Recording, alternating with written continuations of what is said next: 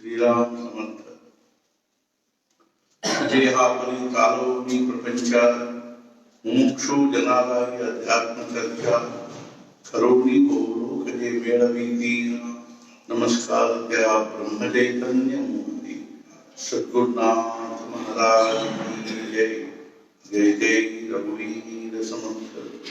समर्थ सद्गुरु श्री ब्रह्मचैतन्य महाराज, सद्गुरु श्री ब्रह्मानंद महाराज ಹಾಗೂ ಸದ್ಗುರು ಶ್ರೀ ಜ್ಞಾನೇಶ್ವರ ಮಹಾರಾಜರ ಅನುಗ್ರಹದಿಂದ ನಾವು ಈವರೆಗೆ ಕಾರ್ತೀಕ ಮಾಸದ ಪ್ರಯುಕ್ತವಾಗಿ ನಾವು ಜ್ಞಾನೇಶ್ವರಿ 9ನೇ ಹಾಗೂ 12ನೇ ಅಧ್ಯಾಯಗಳನ್ನು ಶ್ರವಣ ಮಾಡ್ತಾ ಇದ್ದೀವಿ.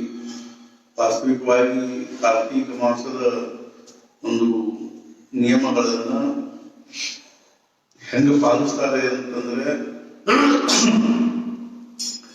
ಆಶ್ವೀನ ಮಾಸದ ವದ್ಯ ಪ್ರತಿಪದೆಯಿಂದ ಮಾರ್ಗಶೀರ್ಷ ಮಾಸದ ಶುಕ್ಲ ಪೌರ್ಣಿಮೆಯವರೆಗೆ ಸಾಮಾನ್ಯವಾಗಿ ಈ 2 ತಿಂಗಳು ಕಾರ್ತೀಕ ಮಾಸ ಅಂತ ತಿಳ್ಕೊಂಡು ಮಾಡುವವರು ಇರ್ತಾರೆ. ಆದ್ರೆ 1 ತಿಂಗಳು ಅಂತ ಹೇಳಿದ್ರು ಸಹಿತ ಮುಂದೆ ಮಾರ್ಗಶೀರ್ಷ ಮಾಸನೂ ಸಹಿತ ಅಷ್ಟೇ ಮಹತ್ವಪೂರ್ಣವಾಗಿರ್ತಕ್ಕಂಥ.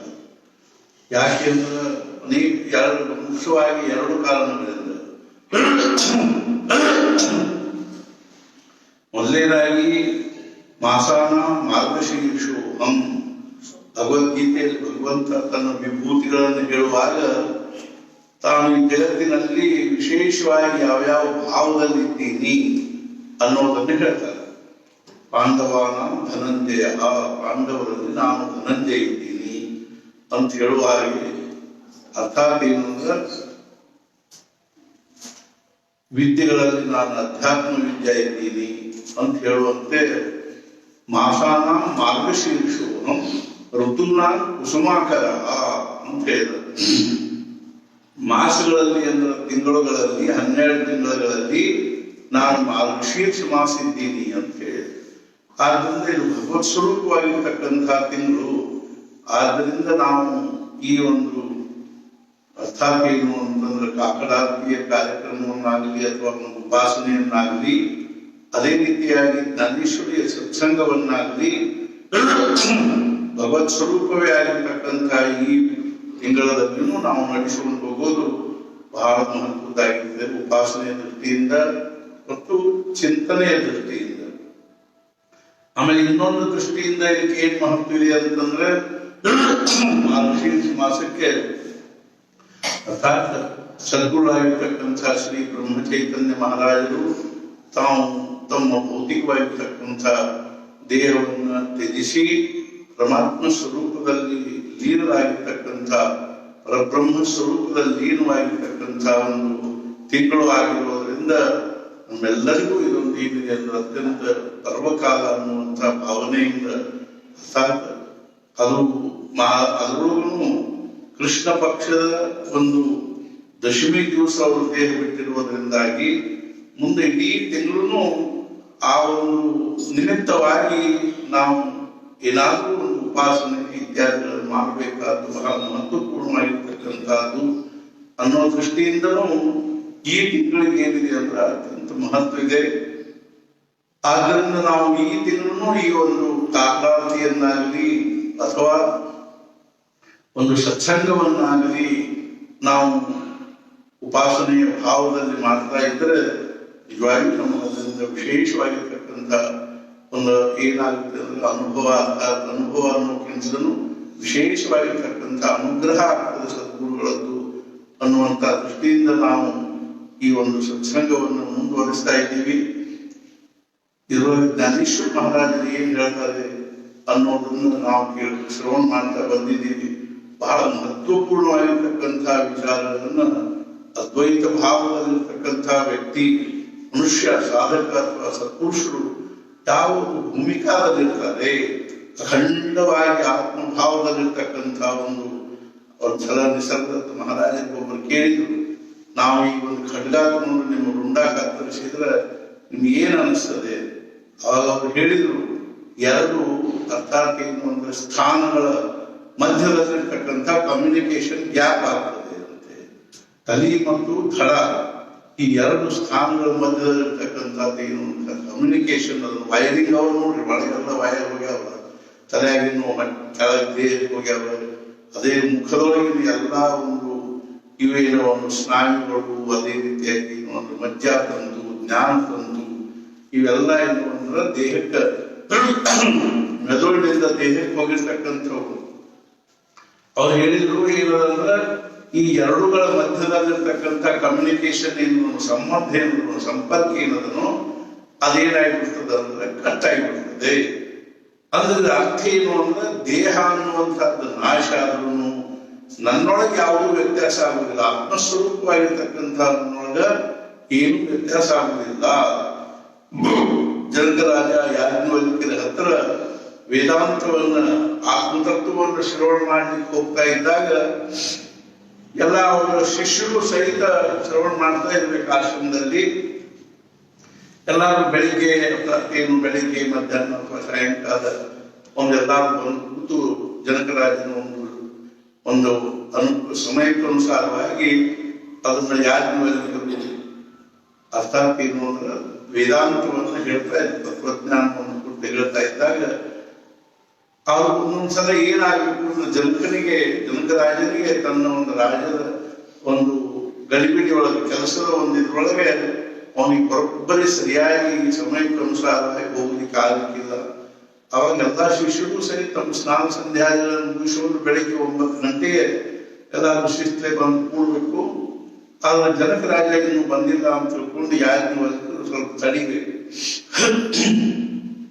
ಅವನು ಬರ್ಲಿ ಅಂತ ತಿಳ್ಕೊಂಡು ತಡ್ಕೊಂಡು ಕೂಡಲೇ ಬಾಕಿ ಶಿಷ್ಯರಿಗೆ ಅನಿಸಿದ್ರು ಏನು ಅವನು ರಾಜ ಇದ್ದಾನ, ಮತ್ತ ಸ್ವಾಭಾವಿಕ ಅದ, ಅವನ ನಮಗೆಲ್ಲರಿಗೂ ಅವೆಲ್ಲ ವ್ಯವಸ್ಥೆ ಮಾಡ್ಯಾನ ಅನ್ಕೊಳಕ ಅವನ ಸಲುವಾಗಿ ತಡೆಯೋದು ಸ್ವಾಭಾವಿಕ ಅದ. ನಾವೇ ದರಿದ್ರಗಳು, ಅರ್ಥಾತ್ ಏನು ಅಂತಂದ್ರ ನಮ್ಮಲ್ಲಿ ಏನೊಂದು ಇದು ಅದ, ವ್ಯಕ್ತಿತ್ವ ಅದ ಅಂತ ತಿಳ್ಕೊಂಡು ನಮ್ಮ ಸಲುವಾಗಿ ಗುರುಗಳು ತರ್ಕೊಂಡು ಕೂಡ್ಬೇಕು ಅನ್ನುವಂಥ ಭಾವನೆಯಿಂದ ಅವೆಲ್ಲ ಮನಸ್ಸಿಗೆ ಬೇಜಾರು ಮಾಡ್ಕೊಂಡು ತಮ್ಗಿಂತಲೂ ಅವನಿಗೆ ಬಹಳ ಮಹತ್ವ ಕೊಡ್ತಾರೆ ಗುರುಗಳು ಅನ್ನುವಂಥದ್ದು. ಒಂದ್ಸಲ ಡಾಕ್ಟರ್ ಭಿಡೆಯವರ ಕಡೆಗೆ ಒಬ್ಬರು ಯಾರು ನಿತ್ಯಾನಂದ ಸ್ವಾಮಿಗಳ ಶಿಷ್ಯರೊಬ್ರು ಬಂದು, ಮುಕ್ತಾನಂದ ಸ್ವಾಮಿಗಳ ಶಿಷ್ಯರೊಬ್ರು ಬಂದು ಡಾಕ್ಟರ್ ಭಿಡೆಯವ್ರಿಗೆ ಹೇಳಿದ್ರು, ಏನು ಅಂದ್ರೆ ಏನ್ರಿ ನಮ್ಮ ಗುರುಗಳಿಗೆ ಬುದ್ಧಿಲ್ಲ ಅಂತ ಅನ್ನಂಗಿಲ್ಲ, ಯಾರು ಅಷ್ಟು ದೊಡ್ಡ ಶಬ್ದ ಅನ್ನಂಗಿಲ್ಲ, ಆದ್ರೆ ಅದರ ಅರ್ಥ ಬರುವ ಬೇರೆ ಬೇರೆ ಶಬ್ದ ಅಂತಿರ್ತಾರೆ.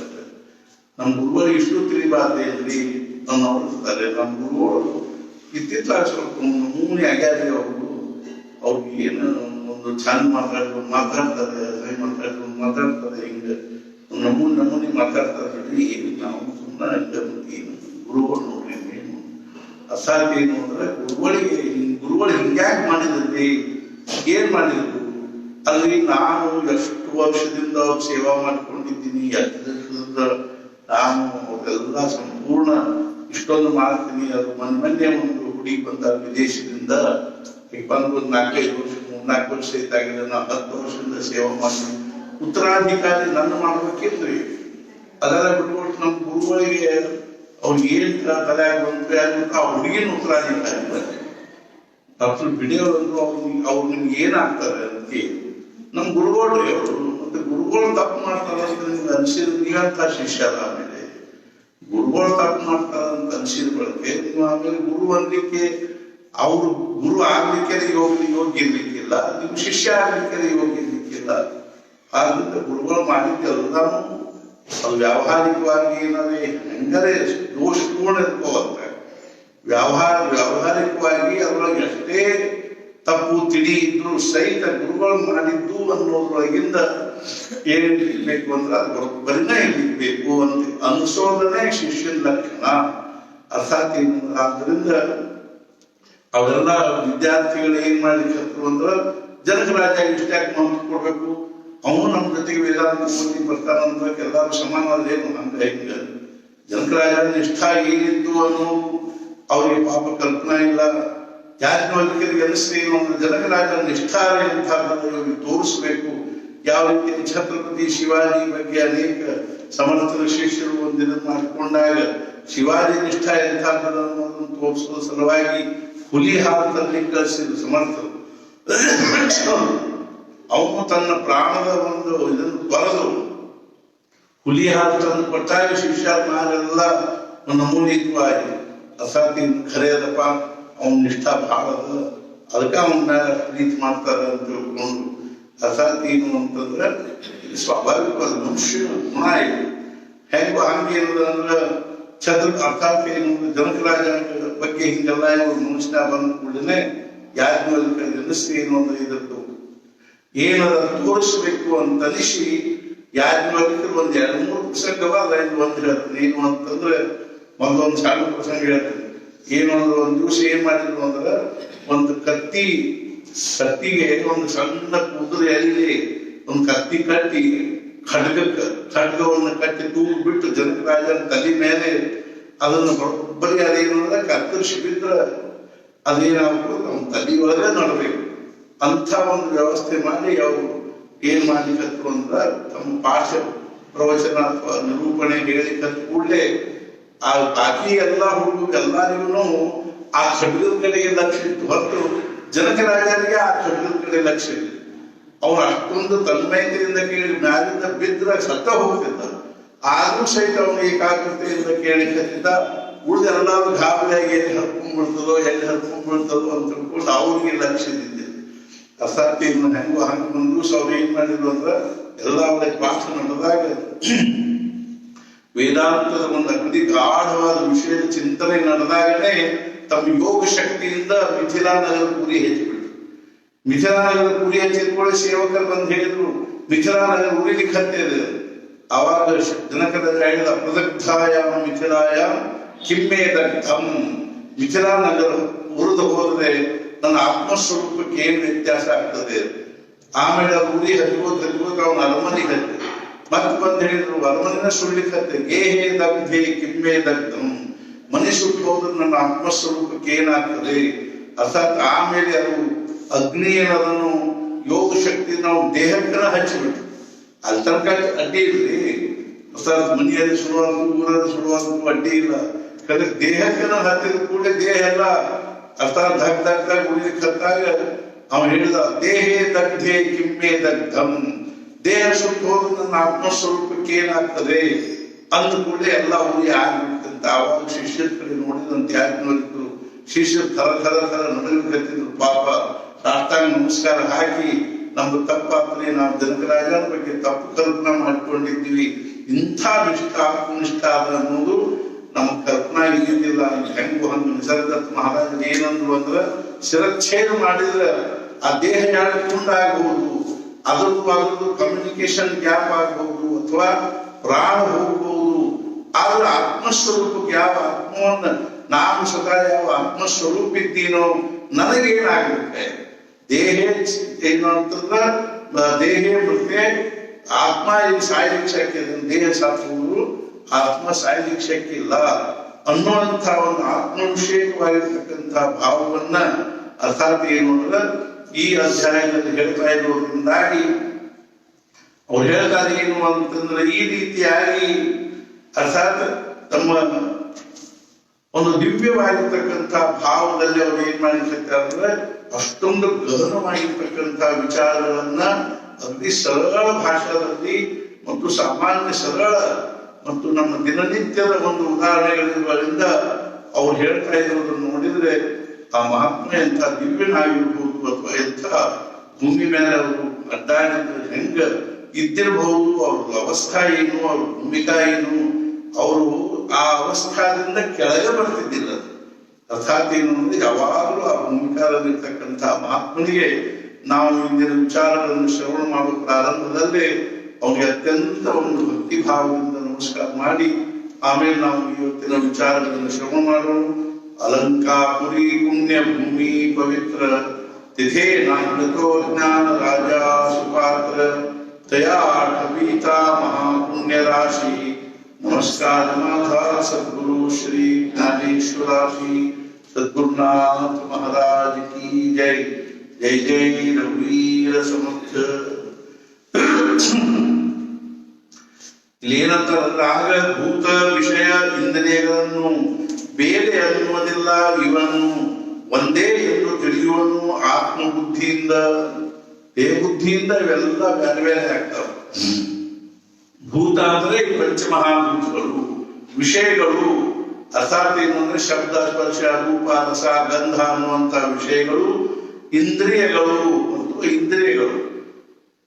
ಇವುಗಳನ್ನ ಬೇರೆ ಅನ್ನುವುದಿಲ್ಲ, ಇವನ್ನು ಒಂದೇ ಎಂದು ತಿಳಿಯುವನು ಆತ್ಮಬುದ್ಧಿಯಿಂದ. ಅರ್ಥಾತ್ ಏನು ಇವೆಲ್ಲ ಒಂದ ಅಂತ ತಿಳ್ಕೊತಾನೆ. ಅರ್ಜುನ ನಿದ್ರೆ ಇದ್ದವನು ಸ್ವಪ್ನದಲ್ಲಿ ಕಂಡ ಸೈನ್ಯವನ್ನು ನಿದ್ರೆ ವಶದಲ್ಲಿ ನಾನೇ ಆಗಿದ್ದೆನು ಅನ್ನುವನಲ್ಲವೇ. ಮತ್ತೆ ಏನು ಅರ್ಥಾತ್ ಏನು ಅಂದ್ರ ಅದು ವಸ್ತುಸ್ಥಿತಿನ ಹಂಗ. ನಾವು ಕನಿಷ್ಠರಾಗಿ ಏನಾಗಿರ್ತೀವಿ, ಗಂಡಸರು ಹೆಣ್ಮಕ್ಳಾಗಿರ್ತೀವಿ, ಹೆಣ್ಮಕ್ಳು ಗಂಡಸರಾಗಿರ್ತಾರೆ. ಅರ್ಥಾತ್ ಏನು ಅಂದ್ರೆ ನಾವು ಸಣ್ಣವರಿದ್ದೇವೆ, ಮುದುಕರಾಗಿರ್ತೀವಿ, ಮುದುಕರಿದ್ದವ್ರು ಸಣ್ಣವರಾಗಿರ್ತೀವಿ. ಒಂದೊಂದ್ಸಲ ನಾವೇ ಏನಾಗಿರ್ತೀವಿ ಅಂದ್ರೆ ಎತ್ತು ಆಕಳು ಎಮ್ಮೆ ಆಗಿಬಿಟ್ಟಿರ್ತೀವಿ. ಹಿಂಗಾದ್ರೂ ಸಹಿತ ಎದ್ದ ಬಳಕ ನಾನೇ ಆಗಿದ್ದೆ ಅನ್ನುವಂಥದ್ದು ಹೆಂಗೊಂದು ಭಾವ ಇರ್ತದನೋ.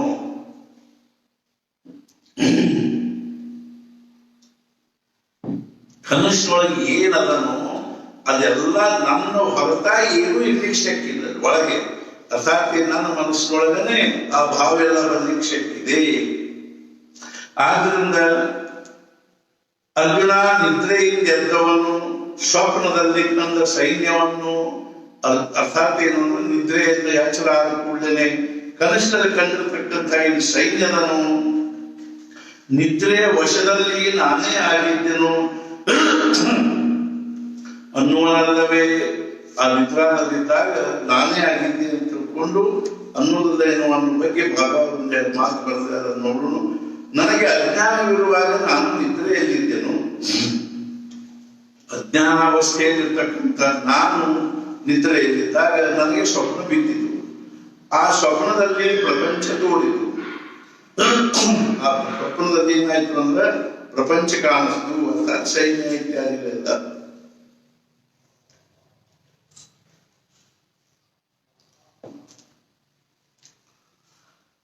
ಆದರೆ ಅಜ್ಞಾನದಿಂದ ಅಥವಾ ಭೇದದಿಂದ ತುಂಬಿದ ಜಗತ್ತನ್ನು ನೋಡಿದೆನು. ಅರ್ಥಾತ್ ಏನು ಅಂದ್ರೆ ಅಜ್ಞಾನದಿಂದ ಮತ್ತು ಅನೇಕ ಪ್ರಕಾರವುಳ್ಳಂತಹ ಜಗತ್ತನ್ನು ನೋಡಿದೆ. ಈಗ ನಾನು ಎಚ್ಚರವಾದೆನು. ನನಗೆ ಎಚ್ಚರವಾದ ಮನುಷ್ಯನು ಸ್ವಪ್ನದಲ್ಲಿ ನೋಡಿದ್ದನ್ನು ಸತ್ಯವೆಂದು ತಿಳಿಯುವುದಿಲ್ಲ. ಅದರಂತೆ ಅಜ್ಞಾನವೆಂಬ ನಿದ್ರೆಯಲ್ಲಿ, ವಿಪರೀತ ಜ್ಞಾನವೆಂಬ ಸ್ವಪ್ನದಲ್ಲಿ ಜಗತ್ತೆಂಬ ಕನಸನ್ನು ನೋಡಿದೆನು. ಅಜ್ಞಾನ ಅನ್ನುವಂತಹ ನಿದ್ರ, ಅದರೊಳಗೆ ವಿಪರೀತ ಜ್ಞಾನ ಅಂದ್ರೆ ಯಾವುದ್ರೊಳಗೆ ಏನದನೋ ಅಥವಾ ಯಾವುದು ಏನ್ ಆಗೇದನೋ ಅದನ್ನು ಬಿಟ್ಟು ಅದನ್ನು ಬೇರೆ ಕಲ್ಪನಾ ಮಾಡುವುದು, ಅದನ್ನು ಬೇರೆ ಭಾವನಲ್ಲೇ ನಾವು ಅದನ್ನು ತಿಳ್ಕೊಳ್ಳೋದಕ್ಕೆ ವಿಪರೀತ ಜ್ಞಾನ. ಹಗ್ಗವನ್ನಾಗಿ ತಿಳ್ಕೊಳ್ಳೋದನ್ನೇ ಅದನ್ನು ಹಾವು ಅಂತ ತಿಳ್ಕೊಳ್ಳೋದೇನೋ ವಿಪರೀತ ಜ್ಞಾನ. ವಿಪರೀತ ಜ್ಞಾನವೆಂಬ ಸ್ವಪ್ನದಲ್ಲಿ ಜಗತ್ತೆಂಬ ಕನಸನ್ನು ನೋಡಿದನು. ಆದರೆ ಈಗ ಎಚ್ಚರವಾದೊಡನೆ ನಾನು ಭೇದದಲ್ಲಿಯೇ ಅಭೇದ ನೋಡುತ್ತಿರುವೆನು. ಅರ್ಥಾತ್ ಎಚ್ಚರ ಆದ ಕೂಡಲೇ ಏನಿದೆ ಅಂದ್ರೆ ಆ ಆತ್ಮಜ್ಞಾನಿಯಾಗಿರ್ತಕ್ಕಂಥ ಹೆಂಗಿರ್ತಾನೆ ಅಂದ್ರೆ ಆ ಭೇದದೊಳಗನೆ ಅವನ ಅಭೇದವನ್ನು ನೋಡ್ತಾ ಇರ್ತಾನೆ. ಪ್ರತಿಯೊಂದು ವಸ್ತುಗಳಲ್ಲಿ, ಪ್ರತಿಯೊಂದು ಪ್ರಾಣಿಗಳಲ್ಲಿ, ಮನುಷ್ಯರಲ್ಲಿ ಆತ್ಮಭಾವವನ್ನೇ ನೋಡ್ತಾ ಇರ್ತಾನೆ. ಅರವಿಂದ ಘೋಷರು ತಮ್ಮ ಗ್ರಂಥದಕ್ಕೆ ಅತ್ಯಂತ ಮಹತ್ವ ಕೊಟ್ಟಿರುತ್ತಾರೆ. ಅವರು ಅಂದಿರುವುದೇನೆಂದರೆ, it is the result of ಅಹಂಕಾರ, it is greatest in the world. ಇದೆಲ್ಲ ಏನು ಅಂದ್ರೆ ಅಹಂಕಾರ ಅರ್ಥ ಏನು ಅಂದ್ರೆ ಈ ದೇಹವೇ ನಾನು ಅನ್ನುವಂಥ ಭಾವ. ಈ ದೇಹ ನಾನು ಅನ್ನುವಂಥದ್ದನ್ನ ಮೂಲದಲ್ಲಿ ಇಟ್ಟುಕೊಂಡು ನಾವು ಏನು ಒಂದು ನಮ್ಮಲ್ಲಿ ನಾವು ಕಲ್ಪನಾ ಮಾಡಿಕೊಂಡಿರುವ ದೊಡ್ಡ ವಿಚಾರಗಳನ್ನು ದೊಡ್ಡ ಸ್ಥಿತಿಯನ್ನು ನಾವು ಹೇಳ್ಕೋತೀವೋ ಅದೆಲ್ಲ ಅಹಂಕಾರ. ಅರ್ಥಾತ್ ಏನು ಅಂದ್ರೆ ದೇಹವನ್ನ ಮೂಲ ಸ್ಥಾನದಲ್ಲಿ ಇಟ್ಕೊಂಡು ಕೇಂದ್ರ ಬಿಂದುವಾಗಿಟ್ಕೊಳ್ಳೋದು. ನಾವು ಸ್ತ್ರೀ ಇರಲಿ, ಪುರುಷರಿರಲಿ, ಸುಶಿಕ್ಷಿತಿರಲಿ, ಅಶಿಕ್ಷಿತಿರಲಿ, ಅರ್ಥಾತ್ ಏನು ಅಂತಂದ್ರೆ ಸಣ್ಣವರಿರಲಿ, ದೊಡ್ಡವರಿರಲಿ, ಶ್ರೀಮಂತರಿರಲಿ, ಬಡವರಿರಲಿ,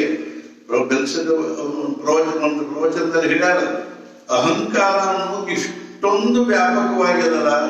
ನಮಗೆ ಅಭಿಮಾನ ಇಲ್ಲ ಅಂತ ಅವನಾದ್ರು ಅಂದ್ರೆ ಅವನು ಹುಚ್ಚರೇ ಆಗಿರ್ಬೇಕು ಒಂದು, ಇಲ್ಲಾಂದ್ರೆ ಅರ್ಥಾತ್ ಏನು ಅಂದ್ರೆ ಅಹಂಕಾರಿಯದೇ ಆಗಿರ್ಬೇಕು ಒಂದು. ಎಂತೆಂಥ ಅಹಂಕಾರ ಇರ್ತದಂತಂದ್ರೆ ಒಬ್ಬಾಕಿ ಭಿಕ್ಷಾ ಬಿಡುವ ಹೆಣ್ಮಗಳು ಒಬ್ಬರು ಮನೆ ಮುಂದೆ ನಿಂತು ಭಿಕ್ಷಾ ಹಾಕಿ ಕೇಳಿದ್ರು, ಏನಾದ್ರು ಸ್ವಲ್ಪ ರೊಟ್ಟಿ ಗಿಟ್ಟಿ ಇದ್ರೆ ಹಾಕ್ರಿ ಅಂತ. ಅಂದ್ಕೂಲಿ ಏನ್ ದಿನ ಬರ್ತೀವಿ ಹಾಕಾಗಿಲ್ಲ, ಹೋಗ್ರಿ ನಿಮ್ದು ಒಂದ ಮನೆ ಎಲ್ಲ ಬೇಕಾದ ಮನೆ ನಮ್ದಂತ. ಅರ್ಥಾತ್ ನಾವು ಕೋಟ್ಯಾಧೀಶ ಮನುಷ್ಯಾಗಿ ಹೇಳಿದ್ರಂತ ಈಗ ಭಿಕ್ಷಾ ಬೇಡಾಕಿ ಏನ್ ನಿಮ್ದು ಒಂದ ಮನೆ ಎಲ್ಲ 4 ದಿವಸ ನೋಡ್ಲಿಕ್ಕೆ ಹತ್ತೀನಿ, ಏನ್ ಒಂದು ರೊಟ್ಟಿ ಹಾಕಬಾರ್ದು ನೀವು, ನಿಮ್ದು ಒಂದ ಮನೆ ಏನ ನಮಗೂ ಬೇಕಾದ ಮನೆ ಹೋಗ ಅಂದ್ರೆ ಅವ್ರಿಗೂ ಸಹಿತ ಇಷ್ಟು ಅಹಂಕಾರ ಇರ್ತದೆ. ನಮಗೆ ಅದ ಅನ್ನೋದ್ರಾಗ ಏನು ವಿಶೇಷದ? ಈ ಅಹಂಕಾರ ಏನ್ ಮಾಡ್ತಂದ್ರೆ ನಾನು ನೀನೆಂಬ ಭೇದದ ಲಕ್ಷಣವಾಗಿರುತ್ತದೆ. ಈ ಅಹಂಕಾರ ಏನದನ್ನು ನಾನು ನೀನು ಅನ್ನುವಂತ ಭೇದವನ್ನು ನಿರ್ಮಾಣ ಮಾಡುತ್ತದೆ. ಅದು ಎಲ್ಲ ಕಡೆಗೂ ಭೇದವನ್ನೇ ನಿರ್ಮಾಣ ಮಾಡುತ್ತದೆ. ಸಾಧು ಸಂತರಿಗೆ ವ್ಯಸನಿ ಮನುಷ್ಯನಿದ್ದರೆ ನಡೆಯುತ್ತದೆ, ಆದರೆ ಅಹಂಕಾರಿ ಮನುಷ್ಯನಿದ್ದರೆ ತಡೆಯುವುದಿಲ್ಲ. ಆದ್ದರಿಂದ ಮಹಾರಾಜ ಹೇಳಿದ್ರು, माझ्या माणसांना आलेला अभिमान अहंकार मला सहन होत नाही. त्यांच्या अहंकार घालवण्याकरिता मी त्यांच्या हातात झोडी द्यायला सुद्धा मागे पुढे बघत नाही. ನನ್ನ ಶಿಷ್ಯರಿಗೆ ಬಂದಿರತಕ್ಕಂಥ ಅಭಿಮಾನ ನನಗೆ ಸಹನ ಆಗಂಗಿಲ್ಲ. ಆ ಅಭಿಮಾನವನ್ನು ಅಹಂಕಾರವನ್ನು ಪಡೆದು ಹಾಕುವ ಸಲುವಾಗಿ ನಾನು ಅವ್ರ ಕೈ ಜೋಡಿಗೆ ಕೊಡ್ಲಿಕ್ಕೂ ಹಿಂದ್ಮುಂದ್ ನೋಡೋದಿಲ್ಲ ಅಂತೆ. ಇಷ್ಟೊಂದೇನದಂದ್ರೆ ಈ ಯಾಕೆ ಅಂದ್ರ ಈ ಅಭಿಮಾನದಿಂದ ಉಂಟಾಗಿರ್ತಕ್ಕಂಥ ನಮ್ಮ ಏನ್ ನಮ್ಮ ತಿಳುವಳಿಕೆವನ್ನು ಇದೇ ನಮ್ಗೆ ಸಹಜ ಅನಿಸ್ತು. ನಾವೇನ್ ನಮ್ಮ ತಿಳುವಳಿಕೆದ ಅದ್ರ ತಿಳುವಳಿಕೆದ ಇದ್ರ ತಿಳುವಳಿಕೆದ ಆ ಜ್ಞಾನದ ಈ ಜ್ಞಾನದ ಅಂತೇಳಿ ನಾವು ನಮ್ಮೊಳಗೆ ಕಲ್ಪನಾ ಮಾಡಿಕೊಂಡು ಕೂತೀವೋ, ಈ ಒಂದು ತಿಳುವಳಿಕೆನೇ ಏನಾಗಿರ್ತೈತಿ ಅಂದ್ರ ಆ ಮುಖ್ಯವಾಗಿರ್ತಕ್ಕಂಥ ತಿಳುವಳಿಕೆ ಅಡ್ಡ ಬಂದಿದೆ. ನನಗೆ ಅದು ಗೊತ್ತದ, ನನಗೆ ಇದು ಗೊತ್ತದ, ನನಗೆ ಆ ವಿದ್ಯೆ ಗೊತ್ತದ, ಈ ವಿದ್ಯೆ ಗೊತ್ತದ, ಆ ಕಲಾ ಗೊತ್ತದ, ಈ ಕಲಾ ಗೊತ್ತದ, ನನಗೆ ಆ ಶಾಸ್ತ್ರ ಗೊತ್ತದ, ಈ ಶಾಸ್ತ್ರ ಗೊತ್ತದೆ ಅಂತೆ 108 ಪ್ರಕಾರದ ಒಂದು ಭಾವಗಳು ನಮ್ಮೊಳಗೆ ಇರ್ತಾವನು. ಇವ ಏನಾಗಲಿಕ್ಕೆ ಅಂದ್ರ ಆತ್ಮಜ್ಞಾನಕ್ಕೆ ಅಡ್ಡ ಬರ್ಲಿಕ್ಕೆ ಹತ್ತೀವಿ. ಆದ್ರಿಂದ ನಮ್ಮೊಳಗೆ ಏನಾಗ್ಬಾರ್ದು, ಅದ್ರೊಳಗೆ ನಾವು ಪೂರ್ಣತೆಯ ಭಾವದ ಕಲ್ಪನಾ ಮಾಡ್ತೀವಿ. ನಾನೇನಂದ್ರೆ ನಾನಲ್ಲಿ ಯೋಗ್ಯ ಇದ್ದೀನಿ, ನಾನೇನಪ್ಪಾ ಅಂದ್ರೆ ನನಗೇನು ಕಡಿಮೆ ಇಲ್ಲ ಅನ್ನುವಂತ ಭಾವ ನಿರ್ಮಾಣ ಆಗ್ತದನು. ಅರ್ಥಾತ್ ಏನು ಅಂದ್ರೆ ಅದೇ ಏನಾಗುತ್ತೆ ಅಂದ್ರೆ ನಮಗ ಆತ್ಮಜ್ಞಾನ ಮಾಡಿಕೊಳ್ಳಿಕ್ಕೆ ಕಡಿಮೆ ಅದು ಬಾಧಕಾರಿಕತ್ತದೆ. ಆದ್ರಿಂದ ಮಹಾರಾಜ ಹೇಳಿದ್ರು, ಮಲ ಕಳತ್ ನಾನಿ ಹೇ ಮಲ ಭಾರ ಹೊಡೆದ. ನಾವು ಎಷ್ಟು ಅಜ್ಞಾನಿಗಳಾಗಬೇಕು ಅಂದ್ರೆ ಈಗ ಸ್ಪರ್ಶಮಣಿ ಏನ್ ಮಾಡ್ತದಂದ್ರೆ ಯಾವ ಕಬ್ಬಣಕ್ಕೆ ನಾವು ಅದನ್ನು ತಾಕಿಸ್ತೀವೋ ಅದು ಬಂಗಾರ. ಆದ್ರೆ ಸ್ಪರ್ಶಮಣಿ ಏನ್ ಮಾಡಂಗಿಲ್ಲ ಅಂದ್ರೆ ಬೆಳ್ಳಿಯನ್ನ ಬಂಗಾರ ಮಾಡಂಗಿಲ್ಲ. ಬೆಳ್ಳಿಯನ್ನ, ತಾಮ್ರವನ್ನ, ಹಿತ್ತಾಳೆಯನ್ನ ಅದೇನ್ ಮಾಡುದಿಲ್ಲ ಅಂದ್ರೆ ಬಂಗಾರ ಮಾಡಂಗಿಲ್ಲ.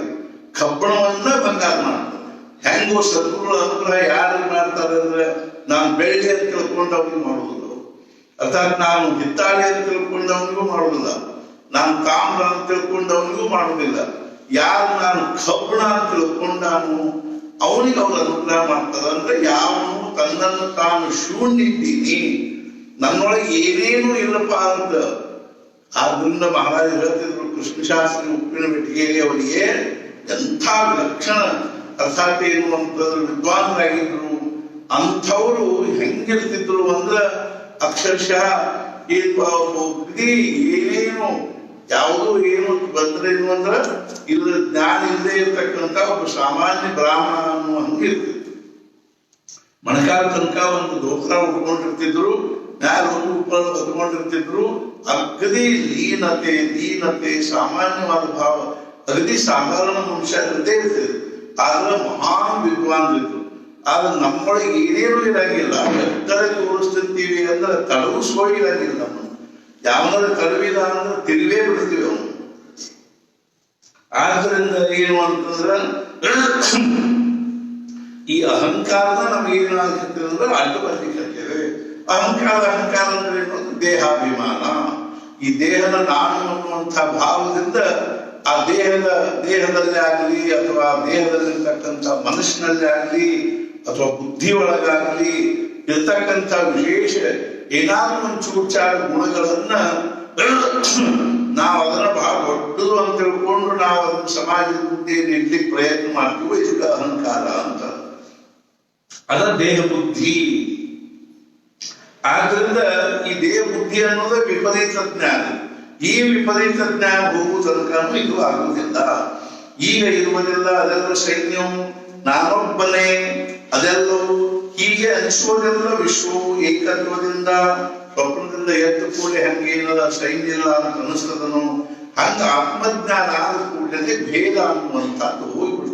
ಅದೊಂದು ಅವಸ್ಥಾ. ಅದು ಸುಮ್ಮನೆ ನಾವು ಅದನ್ನ ಏನ್ ಮಾಡ್ಲಿಕ್ಕೆ ಶಕ್ಯ ಇಲ್ಲ ಅಂದ್ರೆ ಕಲ್ಪನಾ ಮಾಡಿದ್ರು ನಮಗ್ ತಿಳಿತಕ್ಕಂಥದ್ದಲ್ಲ. ಮತ್ತು ನಾವೇನಪ್ಪಾ ಅಂದ್ರೆ ಅದ್ರ ಬಗ್ಗೆ ಬಹಳಷ್ಟು ನಾವು ಓದಿನೂ ತಿಳಿತಕ್ಕಂಥದ್ದಲ್ಲ. ಆ ಭಾವ ಬರ್ಬೇಕು ನಮ್ಗೆ. ಆದ್ಮೇಲೆ ಆತ್ಮಜ್ಞಾನ ಅಂದ್ರೆ ಏನು ಅಂದ್ರೆ ಬುದ್ಧಿಯ ಒಂದು ವಿಶಿಷ್ಟವಾಗಿರ್ತಕ್ಕಂಥ ಅವಸ್ಥೆಯಲ್ಲಿ ಬರ್ತಕ್ಕಂಥ ಸ್ವಾಭಾವಿಕವಾದ ಅನುಭವ ಏನದನ್ನು ಅದು ಆತ್ಮಜ್ಞಾನ. ಆಗ ಜೀವವೆಂಬ ಕಲ್ಪನಾ ರಹಿತನು, ಆ ಬ್ರಹ್ಮ ಪರಮಾತ್ಮ ಬೋಧಯುಕ್ತನು ಜ್ಞಾನ ಯಜ್ಞದಿಂದ ಸೇವಿಸುವನು ಐಕ್ಯತ್ವ ಹೊಂದಿ. ಆಗ ಜೀವವೆಂಬ ಕಲ್ಪನಾ ರಹಿತನು, ಅವನಿಗೆ ಜೀವಭಾವ ಅನ್ನುವಂಥದ್ದು ಹೋಗಿಬಿಡ್ತದೆ ಅಂತ. ಜೀವಭಾವ ಅಂದ್ರೆ ಏನು ಅಂದ್ರೆ ನಮ್ದೇನು ಒಂದು ಅಂತಃಕರಣದನು. ಆ ಅಂತಃಕರಣ ಅಂದ್ರೆ ಅದರಲ್ಲಿ 4 ಏನವ ಅಂದ್ರೆ ಸೆಕ್ಷನ್. ಏನ್ 4 ಸೆಕ್ಷನ್ ಅವ ಅಂತಂದ್ರೆ ಮನಸ್ಸು, ಬುದ್ಧಿ, ಚಿತ್ತ, ಅಹಂಕಾರ. 4 ಭಾವದಿಂದ ಆ ಅಂತಃಕರಣ ಏನ್ ಮಾಡ್ತಾ ಇದೆ ಅಂದ್ರೆ ಕೆಲಸ ಮಾಡ್ತಾ ಇದೆ. ಇರೋದು ಒಂದೇ ಶಕ್ತಿ. ಅರ್ಥಾತ್ ಏನು ಅಂದ್ರೆ ಮನಸ್ಸು ಅನ್ನೋದು ಒಂದು ಶಕ್ತಿ. ಅದ ಬುದ್ಧಿ, ಅದ ಅಹಂಕಾರ, ಅದ ಚಿತ್ತ, ಅದ ಮನಸ್ಸು. ಈ ರೀತಿಯಾಗಿ ಏನೊಂದು ಅಂತಃಕರಣ ಅಂತಕೊಂಡು ತಯಾರಾಗಿದನು. ಆ ಅಂತಃಕರಣದೊಳಗೆ ಪರಮಾತ್ಮ ಬ್ರಹ್ಮನ ಒಂದು ಏನು ಪ್ರತಿಬಿಂಬ ಬಿದ್ದದಲ್ಲ ಅದು ಜೀವ.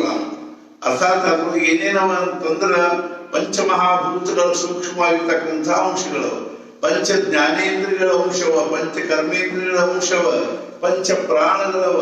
ಅದು ಅಲ್ಲದೆ ಅಂತಃಕರಣಗಳಲ್ಲಿ ಇರ್ತಕ್ಕಂಥ 4 ತತ್ವ. ಅರ್ಥಾತ್ ಏನು ಅಂದ್ರೆ ಮನಸ್ಸು, ಬುದ್ಧಿ, ಚಿತ್ತ, ಅಹಂಕಾರ. ಆಮೇಲೆ ಅದ್ರೊಳಗೆ ಏನದಂದ್ರೆ ಇನ್ನೊಂದು ಮುಖ್ಯವಾಗಿರ್ತಕ್ಕಂಥದ್ದು ಏನದ ಅಂತಂದ್ರೆ ನಾವು ಮಾಡಿರ್ತಕ್ಕಂಥ ಕರ್ಮಗಳ ವಾಸನೆಗಳು ಅವ. ಅರ್ಥಾತ್ ಏನಂದ್ರೆ ಆ ಕರ್ಮ ಫಲಗಳನ್ನು ಪಡ್ಕೋಬೇಕು ಅನ್ನುವಂಥ ವಾಸನೆಗಳು ಅದ್ರೊಳಗವೆ. ಅದು ಅಲ್ಲದೆ ಅದ್ರೊಳಗೆ ಮುಂದೆ ಪಾಪಗಳು ಅವ. ಇಂಥದ್ದೊಂದು ಏನ್ ತಯಾರಾಗಿದೆ ಅಂದ್ರೆ ಒಂದು ಬೌಡಿ ತಯಾರಾದ ಒಳಗೆ ನಮ್ಮೊಳಗದ. ಆ ಬೌಡಿಗೆನೆ ನಾವೇನಂತೀವಿ ಅಂದ್ರೆ ಜೀವ ಅಂತ ತಿಳ್ಕೊಂಡು ಹೆಸರು. ಅದ್ರ ನಾನು ಅಂತ ತಿಳ್ಕೊಂಡ್ಬಿಟ್ಟಿವಿ. ನೀ ಜೀವ, ಹಾ ಭ್ರಮ, ದ್ವೈತ ಪ್ರಸಾರ. ಆ ಜೀವನ ನಾವು ಅಂತ ತಿಳ್ಕೊಂಡು ಅದ್ರ ಲಕ್ಷಣಗಳ ನಮ್ಮ ಲಕ್ಷಣ ಅಂತ ತಿಳ್ಕೊಂಡು ನಾವು ಏನ್ ಮಾಡ್ಲಿಕ್ಕತ್ತೀವಿ ಅಂದ್ರೆ ವ್ಯವಹಾರ ಮಾಡ್ಲಿಕ್ಕತ್ತೀವಿ. ಅದು ಪ್ರತಿಬಿಂಬ ಇರೋದ್ರಿಂದ ಅದ್ರ ಬಿಂಬಂತೂ ಇರ್ಲಿಕ್ಕೆ ಬೇಕು. ಅದ್ರ ಪಕ್ಕದಲ್ಲೇ ಪರಮಾತ್ಮ ಶುದ್ಧವಾಗಿರ್ತಕ್ಕಂಥ ನಿರ್ಮಲವಾಗಿರುವ ಆತ್ಮ ತತ್ವದ ನಮ್ಗೆ ಅದ್ರ ಕಡೆ ಲಕ್ಷ್ಯ ಇಲ್ಲ. ನಾವೇನ್ ಮಾಡಿದ್ವಿ ಅಂದ್ರೆ ಅದರದೇ ಪ್ರತಿಬಿಂಬ ಬಿದ್ದಲ್ಲ, ಅದನ್ನ ನಾನು ಅನ್ಕೋತ ಹೊಂಟಿವಿ. ವಸ್ತ ನಾನು ಅನ್ನೋದೇನೋ ಶುದ್ಧ ಆತ್ಮಸ್ವರೂಪದ ಮಕ್ಕಳದಾಗ ಅದ್ರ ಕಡೆ ನಮ್ಗೆ ಇದು ಇಲ್ಲ. ಜೀವ ಶಿವ ಏಕಾಸನಿ ಬಯಸೋ ನೀ. ಇದು ಜೀವಭಾವ, ಅದು ಶಿವಭಾವ ಅನ್ನೋದು ಎರಡು ಒಂದ ಕಡೆಗೆ ಕೂತಾವ. ಒಂದ ಟೊಂಗಿ ಮೇಲೆ ಒಂದ ಗಿಡದಾಗ ಕೂತಾವ. ಆದ್ರೆ ಒಂದ್ರ ಕಡೆ ಒಂದು ಕೇಳಿಲ್ಲ ಅಂದ್ರೆ ಜೀವಕ್ಕೆ ಅದ್ರ ಕಡೆ ಲಕ್ಷ್ಯ ಇಲ್ಲ. ಈ ಜೀವ್ಯ ಅಂತಿದ್ದಲ್ಲ ರಾಮನವರು. ಅರ್ಥಾತ್ ಏನು ಅಂದ್ರೆ ಜೀವಕ್ಕೆ ಅದ್ರ ಕಡೆ ಲಕ್ಷ್ಯ ಇಲ್ಲ. ಈ ಜೀವ ಏನದನ್ನು ನಾನು ಅನ್ಕೋತ ಹೊಂಟು ಬಿಟ್ಟದೆ. ಆದ್ರಿಂದ ಎಲ್ಲರ ಆಧಾರದ ನಾನು ಅಧಿಕತೆ ಅನ್ನೋದ್ರಿಂದ ಅದಕ್ಕೆ ಲಕ್ಷ್ಯ ಇಲ್ಲ. ಆತ್ಮಸ್ವರೂಪದ ಪ್ರತಿಬಿಂಬರ ಬಿದ್ದಿರುವುದರಿಂದ ಇವೆಲ್ಲ ಏನಾಗ್ಯಾವ ಅಂದ್ರೆ ಆಕ್ಟಿವ್ ಆಗ್ಯಾವ. ಇಲ್ಲೇ ಇರೋಕೆ ಏನಿಲ್ಲ ಅಂದ್ರೆ ಇವು ಡೆಡ್ ಇವು. ವಸ್ತುತಃ ಏನು ಅಂದ್ರೆ ನಮ್ಮ ಮನಸ್ಸು, ಬುದ್ಧಿ, ಚಿತ್ತ, ಅಹಂಕಾರ, ದೇಹ, ಇಂದ್ರಿಯಗಳು, ಪ್ರಾಣಗಳು ಇವೆಲ್ಲ ಡೆಡ್ ವಸ್ತುನೇ ಇವು. ಇವೆಲ್ಲ ಜಡಾನೇ ಇವು. ಇದ್ರೊಳಗೆ ಏನು ಹೆಂಗೇನಿಲ್ಲ ಅಂದ್ರೆ ಈ ಫ್ಯಾನ್ ಇವೆಲ್ಲ ಜಡ ವಸ್ತುನೇ. ಅದ್ರ ಎಲೆಕ್ಟ್ರಿಸಿಟಿ ಸಪ್ಲೈ ಯಾರು ಕೂಡಲೇ ಹೆಂಗ ಅವ್ನು ಕೆಲಸ ಮಾಡ್ಲಿಕ್ಕೆ ಹತ್ತಾವು. ಹಂಗೇನದ ಅಂದ್ರೆ ಇವೆಲ್ಲದರೊಳಗ ಜೀವ ಭಾವ ಬಂತು, ಪರಮಾತ್ಮ ಸ್ವರೂಪ ಬಂತು ಅಂದ್ರೆ ಆದ್ರಿಂದ ವೇದಾಂತ ಬುದ್ಧಿ ಅವಚ್ಛಿನ್ನಂ ಚೈತನ್ಯಂ ಜೀವ. ಅರ್ಥಾತ್ ಬುದ್ಧಿಯಿಂದ ಅವಚ್ಛಿನ್ನವಾದದ್ದು. ಅರ್ಥಾತ್ ಬುದ್ಧಿಯಿಂದ ಸೀಮಿತವಾಗಿರ್ತಕ್ಕಂಥದ್ದು, ಕಲ್ಪನೆಯಿಂದ ಸೀಮಿತವಾಗಿರ್ತಕ್ಕಂಥ ಆತ್ಮಭಾವನೆಯನ್ನು ಅದಕ್ಕೆ ಏನಂತಾರ ಜೀವ. ಈ ಜೀವಭಾವ ಏನದನು ಆಗ ಜೀವವೆಂಬ ಕಲ್ಪನಾ ರಹಿತನು, ಆ ಬ್ರಹ್ಮ ಪರಮಾತ್ಮ ಬೋಧಯುಕ್ತನು. ಆತ್ಮಜ್ಞಾನಿ ಹೆಂಗಿರ್ತಾವಂದ್ರೆ ಅವ ಜೀವ ಅನ್ನುವಂಥ ಕಲ್ಪನೆಯೇ ಹೋಗ್ಬಿಟ್ಟಿರ್ತದೆ. ನಾನು ಜೀವಿದ್ದೀನಿ ಅನ್ನುವಂಥ ಭಾವದಲ್ಲೇ ಅವನಿಗೇನಿಲ್ಲ ಅಂದ್ರೆ ಅದು ಆ ಭಾವ ಇಲ್ಲೇ ಇಲ್ಲ. ನಾನು ಆತ್ಮಸ್ವರೂಪ ಇದ್ದೀನಿ ಅನ್ನುವಂಥ ಭಾವನೆ ಇರ್ತದೆ. ಅವಾಗ ಜೀವ ಬ್ರಹ್ಮೈಕ್ಯ ಆಗಿಬಿಡ್ತದೆ. ಜೀವ ಮತ್ತು ಬ್ರಹ್ಮ ಏಕ ಆಗಿಬಿಡ್ತದೆ. ನಾನು ಆತ್ಮಸ್ವರೂಪ ಇದ್ದೀನಿ ಅನ್ನುವಾಗ ಅಲ್ಲಿ ಪ್ರತಿಬಿಂಬದ ಪ್ರಶ್ನೆನೇ ಇಲ್ಲ. ಆದ್ರಿಂದ ಏನಂದ್ರೆ ಜೀವ ಬ್ರಹ್ಮೈಕ್ಯ ಯೋಗ ಅಂತ ಒಂದು ಶಾಸ್ತ್ರ. ಆ ಬ್ರಹ್ಮ ಪರಮಾತ್ಮ ಬೋಧಯುಕ್ತನು ಬ್ರಹ್ಮನಿಂದ ಹಿಡ್ಕೊಂಡು ಚತುರ್ಮುಖ ಬ್ರಹ್ಮನಿಂದ ಹಿಡ್ಕೊಂಡು ಸ್ತಂಭ ಅಂದ್ರೆ ಏಕಾನು ಜೀವಿ, ಸ್ತಂಭ ಅಂದ್ರೆ ಅತಿ ಸಣ್ಣದಾಗಿರ್ತಕ್ಕಂಥ ಒಂದು ಜೀವ ಏನದನು ಅದರವರೆಗೂ ಪ್ರತಿಯೊಂದು ಏನದ ಅದರವರೆಗೂ ಇರ್ತಕ್ಕಂಥ ಸಂಪೂರ್ಣ ಈ ವಿಶ್ವ ಏನದನೋ ಅವನು ಪರಮಾತ್ಮ ಸ್ವರೂಪನೇ ಇದ್ದಾನೆ. ಆ ಬ್ರಹ್ಮ ಪರಮಾತ್ಮ ಬೋಧಯುಕ್ತನು, ಅಂಥ ಜ್ಞಾನದಿಂದ ಕೂಡಿಕೊಂಡಿರ್ತಾನೆ. ಜ್ಞಾನ ಯಜ್ಞದಿಂದ ಸೇವಿಸುವನು ಐಕ್ಯತ್ವ ಹೊಂದಿ ಅಂಥ ಆತ್ಮಜ್ಞಾನಿ ಏನೋ ಜ್ಞಾನ ಅನ್ನುವಂಥದ್ದು ಯಜ್ಞವನ್ನು ಜ್ಞಾನದ ಭಾವದಲ್ಲಿ ಜ್ಞಾನ ಯಜ್ಞದಲ್ಲಿ ಜ್ಞಾನ ಭಾವವನ್ನು ತುಂಬಿ ಅವನೇನ್ ಮಾಡ್ತಾನಂದ್ರೆ ಪರಮಾತ್ಮನನ್ನು ಸೇವನೆ ಮಾಡ್ತಾನೆ, ಯಜ್ಞ ಮಾಡ್ತಾನೆ. ಆದ್ರೆ ಯಜ್ಞದಲ್ಲಿ ಇರ್ತಕ್ಕಂಥ ಪ್ರತಿಯೊಂದು ಏನಂದ್ರೆ ಅವನು ತನ್ನ ಜ್ಞಾನದಿಂದಲೇ ತುಂಬಿರ್ತಾನೆ. ಅದನ್ನ ಮುಂದೆ ಹೇಳ್ತಾನೆ. ಒಂದರಂತಿಲ್ಲ ಅನಾದಿ ಕಾಲದಿಂದಲೂ ಅನೇಕತ್ವ, ಒಂದರಂತಿಲ್ಲ ಒಂದು ವಸ್ತು ಹಾಗೂ ನಾಮರೂಪಾದಿಗಳು ಅದು ವಿಷಮ. ಅನಾದಿ ಕಾಲದಿಂದಲೂ ಹೆಂಗೆ ಅರ್ಥಾತ್ ಏನು ಅಂದ್ರೆ ಈ ಮಾಯಾನು ಹೆಂಗದಂದ್ರೆ ಅನಾದಿ. ಮಾಯಿ ಮತ್ತು ಈಶ್ವರ ಇದೊಂದು ವ್ಯತ್ಯಾಸ ಏನು ಅಂದ್ರೆ ಈಶ್ವರನು ಅನಾದಿ ಅಂದ್ರೆ ಭಗವಂತನು ಅನಾದಿ, ಅವನ ಶಕ್ತಿಯಾಗಿರ್ತಕ್ಕಂಥ ಈ ಮಾಯಿನೂ ಅನಾದಿ. ಆದ್ರೆ ಇವುಗಳೊಳಗೆ ಒಂದು ವ್ಯತ್ಯಾಸ ಏನಿದೆ ಅಂತಂದ್ರೆ ಈ ಬ್ರಹ್ಮ ಅನ್ನುವಂಥದ್ದು ಅನಂತ, ಆಮೇಲೆ ಮಾಯಾ ಅನ್ನುವಂಥದ್ದು ಶಾಂತ. ಆತ್ಮಜ್ಞಾನ ಕೂಡ ಮಾಯಾ ಹೋಯ್ತು. ಆದ್ರಿಂದ ಏನದಂದ್ರೆ ಅನಾದಿ ಕಾಲದಿಂದಲೂ ಅನೇಕತ್ವ ಮಾಯಾ ಎಲ್ಲಿ ಯಾವಾಗಿಂದ ಅದನ್ನು ಅನಾದಿ ಕಾಲದಿಂದ ಅವಾಗಿಂದಲೂ ಇದೇನ್ ಮಾಡಿಕತ್ತಿದ ತನ್ನ ಗೌರಾಟ ನಡೆಸಿದೆ, ತನ್ನ ಜಾವು ಮಾಡಿಕತ್ತಿದ ಅನೇಕತೆಯನ್ನು ಉಂಟು ಮಾಡಿದ. ಒಂದರಂತಿಲ್ಲ ಒಂದ ವಸ್ತು ಹಾಗೂ ನಾಮರೂಪಾದಿಕವು ಅದು ವಿಷಮ. ಒಂದ್ ಹಂಗ ಒಂದಿಲ್ಲಿ ಜಗತ್ತಿನೊಳಗ ಅಂತ ಎಲ್ಲರೂ ನಾಮರೂಪಾತ್ಮಕವಾಗಿ ಹೆಸರು ಮತ್ತು ರೂಪ, ಹೆಸರು ರೂಪ ಅದು ವಿಷಮ. ಅದು ಸಹಿತ ಒಂದ ನಮೂನೆ ಅದ. ಏನು ಅಂದ್ರೆ ಅದು ಒಂದ ನಮೂನೆ ಇಲ್ಲ. ವಿಶ್ವವಾಗಿದ್ದರೂ ಭಿನ್ನವಲ್ಲ ಅವುಗಳ ಜ್ಞಾನ, ಅವುಗಳಿಗಿದ್ದರೂ ಭಿನ್ನ. ಒಂದೇ ದೇಹದ ವಿಶ್ವವಾಗಿದ್ದರೂ ಭಿನ್ನ. ಈ ಜಗತ್ತು ಅನೇಕ ಪ್ರಕಾರದಿಂದ ಕಾಣ್ತಾ ಇದ್ರು ಅವನಿಗೆ ಒಂದು ಜ್ಞಾನ ಆಗ್ತದನು. ಅರ್ಥಾತ್ ನಾವು ಸರಾಫಿ ಅಂಗಡಿಗೆ ಹೋದ್ವಿ, ಅಲ್ಲಿ ಬಂಗಾರದ್ದು ಅನೇಕ ಆಭರಣಗಳನ್ನು ಇಟ್ಟಿರ್ತಾರೆ. ಅವು ಆಭರಣಗಳ ದೃಷ್ಟಿಯಿಂದ ಅನೇಕ ಕಾಣ್ತಾ ಇದ್ರು, ಅದ್ರ ಒಳಗಿರ್ತಕ್ಕಂಥ ಬಂಗಾರ ಏನೋ ಒಂದೇ ಇದೆ. ಅರ್ಥಾತ್ ಏನು ಅಂದ್ರೆ ನಾವು ಏನ್ ಕೇಳ್ತೀವಿ ಅಂದ್ರೆ ಹೆಂಗ್ ತೊಲೀರಿ ಅಂತ ಕೇಳ್ತೀವಿ. ಯಾವ ಅರ್ಥಾತ್ ಏನು ಅಂದ್ರೆ ಬಂಗಾರ ಹೆಂಗ್ ತೊಲಿಯದ, ಹಿಂಗ್ ತೊಲಿಯದ ನೋಡ್ರಿ, ನೀವ್ ಏನ್ ಬೇಕಾದ ತಗೊಳ್ರಿ ಅಂತ ಹೇಳ್ತಿರ್ತಾರ. ಹಂಗೇನಲ್ಲ ಆತ್ಮಜ್ಞಾನಿಗೆ ನಾವು ಎಲ್ಲಾದ್ರೂ ಸಮಭಾವನೆ ಒಂದ ಭಾವನೆ ಕಾಣಿಸ್ತದೆ. ವಸ್ತುತಃ ಏನನ್ನು ಅದ ಕಾಣಿಸ್ತದೆ. ಅವಯವಗಳಿದ್ದರೂ ಭಿನ್ನ ಒಂದೇ ದೇಹದ.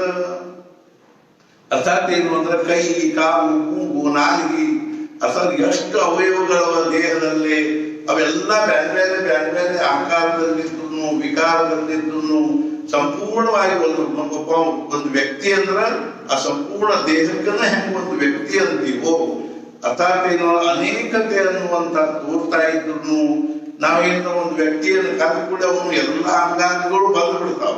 ಅರ್ಥಾತ್ ಏನು ನಿಮ್ ಕೈ ಕಾಲು ಅಷ್ಟು ಮನೆಯಾಗಿತ್ತು, ನೀವು ಅಷ್ಟು ಬಂದ್ಬಿಡ್ರಿ ಅಂದ್ರೆ ಹೆಂಗ್ ಶಕ್ತಿ ಅದ? ನಿಮ್ ಕೈ ಅಷ್ಟು ಮನೆಯಾಗಿರ್ರಿ, ಈ ಎಡಗೈ ನೀವು ಬಹಳ ಚಂದ ಇರ್ರಿ, ಸ್ವಚ್ಛ ಅದ, ಈ ಎಡಗೈ ಒಂದು ಮನೆಯಾಗಿತ್ತು ನೀವು ಬಂದ್ಬಿಡ್ರಪ್ಪ ಅಂತ ತಿಳ್ಕೊಂಡು ಹೇಳಿದ್ರೆ ಎಡಗೈ ಮನೆಯಾಗಿಟ್ಟು ಬರ್ಲಿಕ್ಕೆ ಬರ್ತದೆ, ಏನು ಬರಂಗಿಲ್ಲ.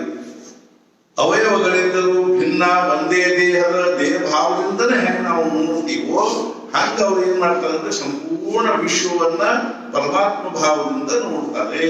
ನಮ್ಗೆ ಏನಾಗ್ಬೇಕಾಗಿದೆ ಅಂದ್ರೆ ನಮ್ ಧ್ಯೇಯ ಅದ, ನಮಗೂ ಹಿಂಗ ಆಗ್ಬೇಕು ಅನ್ನೋದು ನಮ್ ಧ್ಯೇಯ. ಅರ್ಥಾತ್ ನಾವು ಇವಾಗ ಬೇರೆ ಬೇರೆ ಭಾವದಿಂದ ನೋಡೋದ್ರಿಂದ ಹಂಗ್ ತಿಳ್ಕೊಂಡಿರೋದ್ರಿಂದ ಎಷ್ಟರೇ ರಾಗದ್ವೇಷ, ಎಷ್ಟರೇ ದುಃಖ, ಎಷ್ಟರೇ ಇದು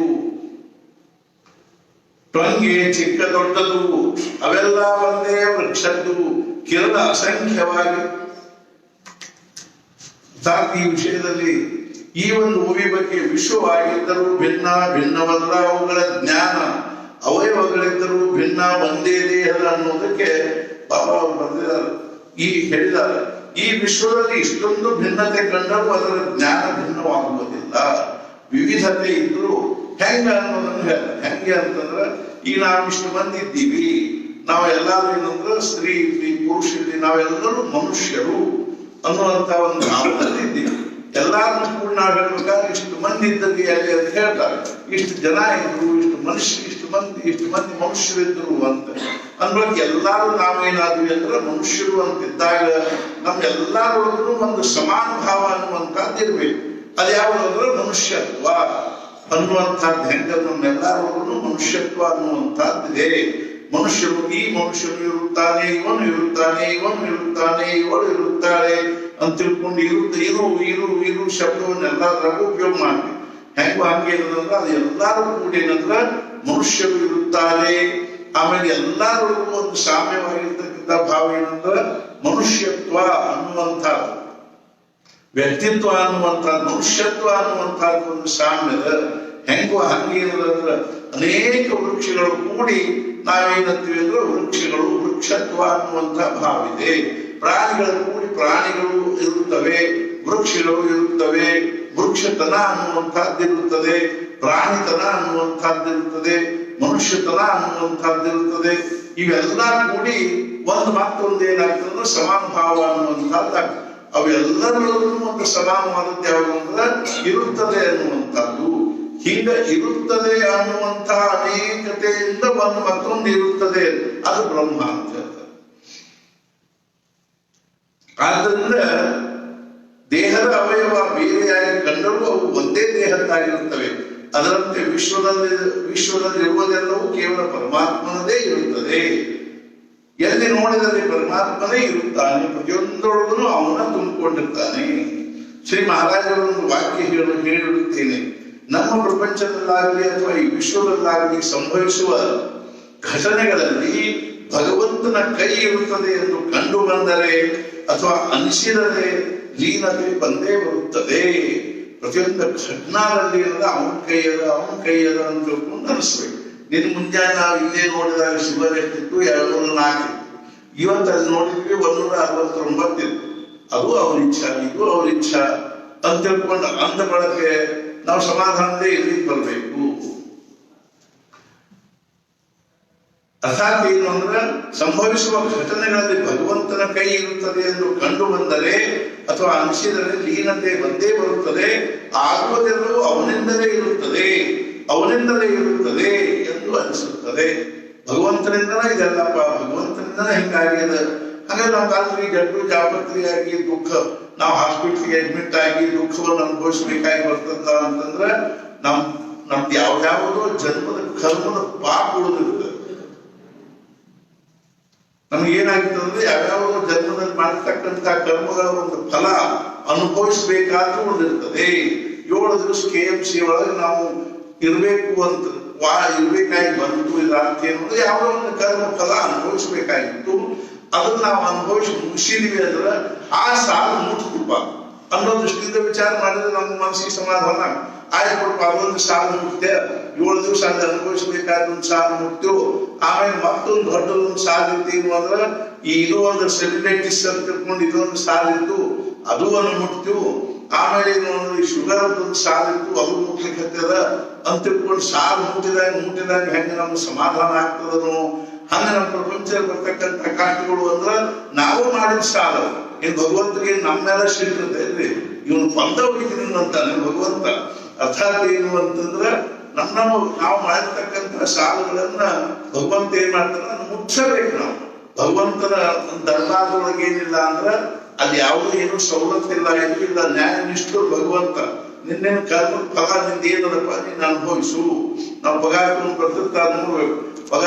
ಪಗಾರ ಪಾಕಿಟ್ ಇರೋದು ಕಿಶೆನ ಹಾಕೊಂಡು ಬರುವ ಹೊತ್ತಿನಾಗ 25,000 ರೂಪಾಯಿ ಪಗಾರ ತಗೊಂಡು ಬರುವಾಗ ದಾರ್ಯಾಗ ಅವನೇ ಪಾಕೆಟ್ ಹೊಡೆದು ಬಿಡ್ತಾನ. ಮನೆಗೆ ಬಂದು ನೋಡ್ತಾನ ಪಾಕಿಟೇ ಇಲ್ಲ. ಅವ್ನ ಯಾವ್ದೋ ಒಂದು ಸಾಲು ಮುಟ್ಟುದಿತ್ತು, ಮುಟ್ಟು ಹೋದ್ ನಡಿ ಅಂತ ಸಮಾಧಾನ ಮಾಡ್ಕೊಳಿದ್ರು. ಏನ್ರಿ ಹೇಳಿಕ್ಕೆಲ್ಲ ಚಂದ ಕಾಣಿಸ್ತದ, 25,000 ಹೋದ್ರೆ ಏನ್ ಬರೀತಿ, ಮತ್ತೆ ಏನ್ ಮಾಡ್ಬೇಕೇನಿಲ್ಲ, ಸುಮ್ಸುನಾಗಿ ಏನಾದ್ರು ಆಗ್ಬೇಕು ಹೆಂಗ್ ಶಕ್ಯದ. ಆದ್ದರಿಂದ ನಮ್ಮ ಜೀವನದಲ್ಲಿ ನಮ್ಮ ಪಾಲಿಗೆ ಬಂದ ಸುಖಗಳ ಮೂಲವು ಸದ್ಗುರುಗಳೇ ಆಗಿರುತ್ತಾರೆಂದು ಅನಿಸಬೇಕು. ನಮ್ಮ ಪ್ರಪಂಚದೊಳಗೆ ಏನ್ ಸುಖ ದುಃಖ ಬರ್ತಾವನೋ ಅದು ನೇರವಾಗಿ ಅಲ್ಲಿಂದಲೇ ಬರ್ತದಂತ. ಅಲ್ಲಿಂದ ಬರುವ ಮುಂದೆ ಅದು ಯಾರ ಮೂಲಕವಾಗಿ ಬರ್ತದೆ.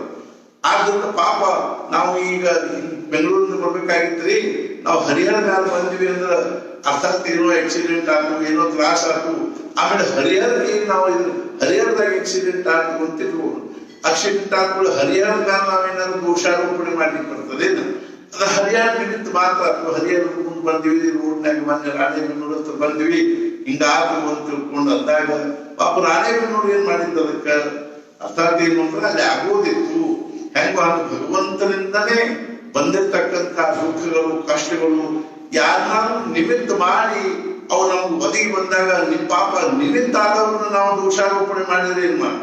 ಅರ್ಥಾತ್ ಏನು ಅಂದ್ರೆ ಅರ್ಜುನ ಭೀಷ್ಮಾಚಾರ್ಯನ ಸಂಹಾರ ಮಾಡಿದ, ದ್ರೋಣಾಚಾರ್ಯನ ಸಂಹಾರ ಮಾಡಿದ. ಅದು ಅರ್ಜುನದೇ ಯೋಗ್ಯತಾ ಇತ್ತು ಭೀಷ್ಮಾಚಾರ್ಯನ ದ್ರೋಣಾಚಾರ್ಯನ ಸಂಹಾರ ಮಾಡುವಂತಹದ್ದು. ಕೃಷ್ಣನ ಏನ್ ಮಾಡಿದ ಅಂದ್ರೆ ಅವನ ನಿಮಿತ್ತ ಮಾಡಿಕೊಂಡು 18 ಅಕ್ಷೋಹಿಣಿ ಸೈನ್ಯವನ್ನ ಧರಾಶಾಹಿ ಮಾಡಿ ಅನ್ಬೇಕು. ಅರ್ಜುನ್ ಬೈಕೋತ್ ಕುಡಿದ್ರಾಗ ಏನಾಗ್ತದ? ಏನ್ ಅರ್ಜುನವ 18 ಅಕ್ಷೋಹಿಣಿ ಸೈನ್ಯವನ್ನೆಲ್ಲ ಕೊಂದು ಹಾಕಿದ. ಆದ್ರಿಂದ ಅರ್ಜುನ್ ಮಾಡಿದ್ದು ಸರಿ ಅಲ್ಲ. ಅವಾಗ ಅರ್ಥಾತ್ ಏನು ಕೃಷ್ಣ ಮುಗೊಂಡ ಕೂತಿರ್ತಾನ ಅಂದ್ರೆ ನೀವು ಅವನಿಗೆ ಮಾಡಿದವ್ ನಾ ಇದ್ದೀನಿ, ನಿಮ್ಗೆ ನಮ್ಮ ಕಡೆ ಲಕ್ಷಣ ಹುಚ್ಚರಾಗ ಅರ್ಜುನ್ ಮಾಡಿದ ಅಂತ ಅಲ್ಲಿ ಕತ್ತೀರಿ. ಆದ್ರಿಂದ ಹೊಡೆದವ್ ನಾ ಇದ್ದೀನಿ, ಜಯದ್ರಥನ್ ಹೊಡೆದವ್ ನಾನಿದ್ದೀನಿ, ಕರ್ಣನ್ ಹೊಡೆದವ್ ನಾನಿದ್ದೀನಿ, ದ್ರೋಣಾಚಾರ್ಯನ ಹೊಡೆದವ್ ನಾನಿದ್ದೀನಿ. ಅವ್ರ ಹೆಗಲ ಮ್ಯಾಲ ಬಂದು ಕೆಟ್ಟು ನಾ ಹೊಡೆದವ್ ಬಟ್ಟಲ್ ಇದನ್ನು ಒತ್ತಿದವ್ ನಾನು ಕುದುರಿ. ಅರ್ಥಾತ್ ಅನ್ನೋದೇನು ಪಿನ್ ಇರ್ತದ ಆ ಪಿನ್ ಒತ್ತಿದವ್ ನಾನು. ಪಾಪ ಅವ್ತರಿ ಅರ್ಜುನನ ಹೆಗಲ ಮ್ಯಾಲ ಬಂದು ಕೆಟ್ಟು ನಾನೇ ಏನ್ ಮಾಡಿದೆ ದ್ರೋಣಾಚಾರ್ಯನ ಹೊಡೆದೆ, ನಾನೇ ಏನ್ ಮಾಡಿದೆ ಭೀಷ್ಮಾಚಾರ್ಯನ ಹೊಡೆದೆ. ಅರ್ಥಾತ್ ಏನು ಅಂದ್ರೆ ಭೀಷ್ಮಾಚಾರ್ಯ ಬಾಣಗಳು ಭರ್ ಬಾಣಗಳು ಬರ್ಲಿಕ್ಕೆ ಹತ್ಕೊಳ್ಳಿ ಅರ್ಜುನ ಖಾವಳೆ ಕೃಷ್ಣ ಅದನ್ನು ತಡ್ಕೊಳಿಕ್ಕಾಗೋದು ಮೂರ್ಖಿದ್ದೀನಿ ಅಂತಂದ. ನೀಯೇ ತಡ್ಕೊಳ್ಳೋದು ಬಿಡೋದು ನಿನಗೇನ್ ಶಕ್ತಿ? ಅದು ಇದು ಆಗ್ತದೆ. ನಾನು ಏನ್ ಮಾಡ್ಬೇಕು ಅಂದ್ರೆ ನಾನು ಮಾಡ್ಲಿಕ್ಕೆ ಹುಚ್ಚ ಸುಮ್ಮನೆ ಬಾಣ ಹೊಡಿ, ಕಣ್ಣು ಮುಚ್ಚಿ ಬಾಣ ಹೊಡಿ. ಅರ್ಥಾತ್ ಆ ಬಾಣ ಯಾರಿಗೆ ಹೊಡಿಬೇಕೋ ನಾನೊಂದು ರಥನ ಅಟ್ಲ ಬಳಸ್ತೀನಿ ಅಂತೆ. ತಾತ್ಪರ್ಯ ಏನು ಅಂತಂದ್ರೆ ಈ ರೀತಿಯಾಗಿ ಏನಾಗ್ತದೆ ಅಂತಂದ್ರೆ ನಾವು ನಿಮಿತ್ತ ಮಾತ್ರ ಆಗ್ತೀವಿ.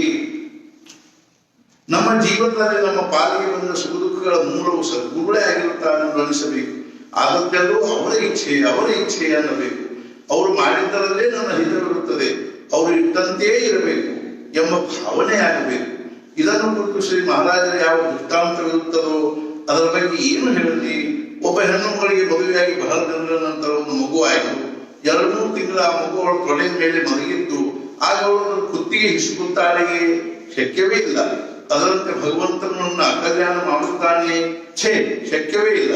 ನಮಗೆ ಇಂಥ ದೃಷ್ಟಿ ಬರಬೇಕು. ಅಂದರೆ ನಾವು ಮಹಾನುಭಾವರಾದಂತೆ ಲೋಕಮಾನ್ಯರಿಗೆ ಮಂಡಾಲಯ ಶಿಕ್ಷೆಯಾದಾಗ ಅವರು ಅಂದದ್ದೇನೆಂದರೆ, inspired the verdict of jury, I still maintain that I am innocent jury. ಏನಾದರೂ ಹೇಳಲಿ, ನಾನು ಈಗಲೂ ಅನ್ನುವುದೇನೆಂದರೆ ನಾನು ನಿರಪರಾಧಿಯೇ ಆಗಿರುತ್ತೇನೆ. ಭಗವಂತನ ಇಚ್ಛೆ ಹೀಗೆ ಇದ್ದರೆ ಅಂದರೆ ದೇಶದ ಈ ಯಾವ ಕಾರ್ಯವಿರುತ್ತದೋ ಅದು ನಾನು ಹೊರಗೆ ಇರುವುದಕ್ಕಿಂತ ಜೈಲಿನಲ್ಲಿ ಇರುವುದರಿಂದ ಆಗುತ್ತಿದ್ದರೆ ನನಗೆ ಅದೇ ಮಾನ್ಯವಿರುತ್ತದೆ. ನೋಡ್ರಿ, ಆ ಮನುಷ್ಯನ ಶ್ರದ್ಧೆ ಆದರೂ ಹೇಗಿರುತ್ತದೆ.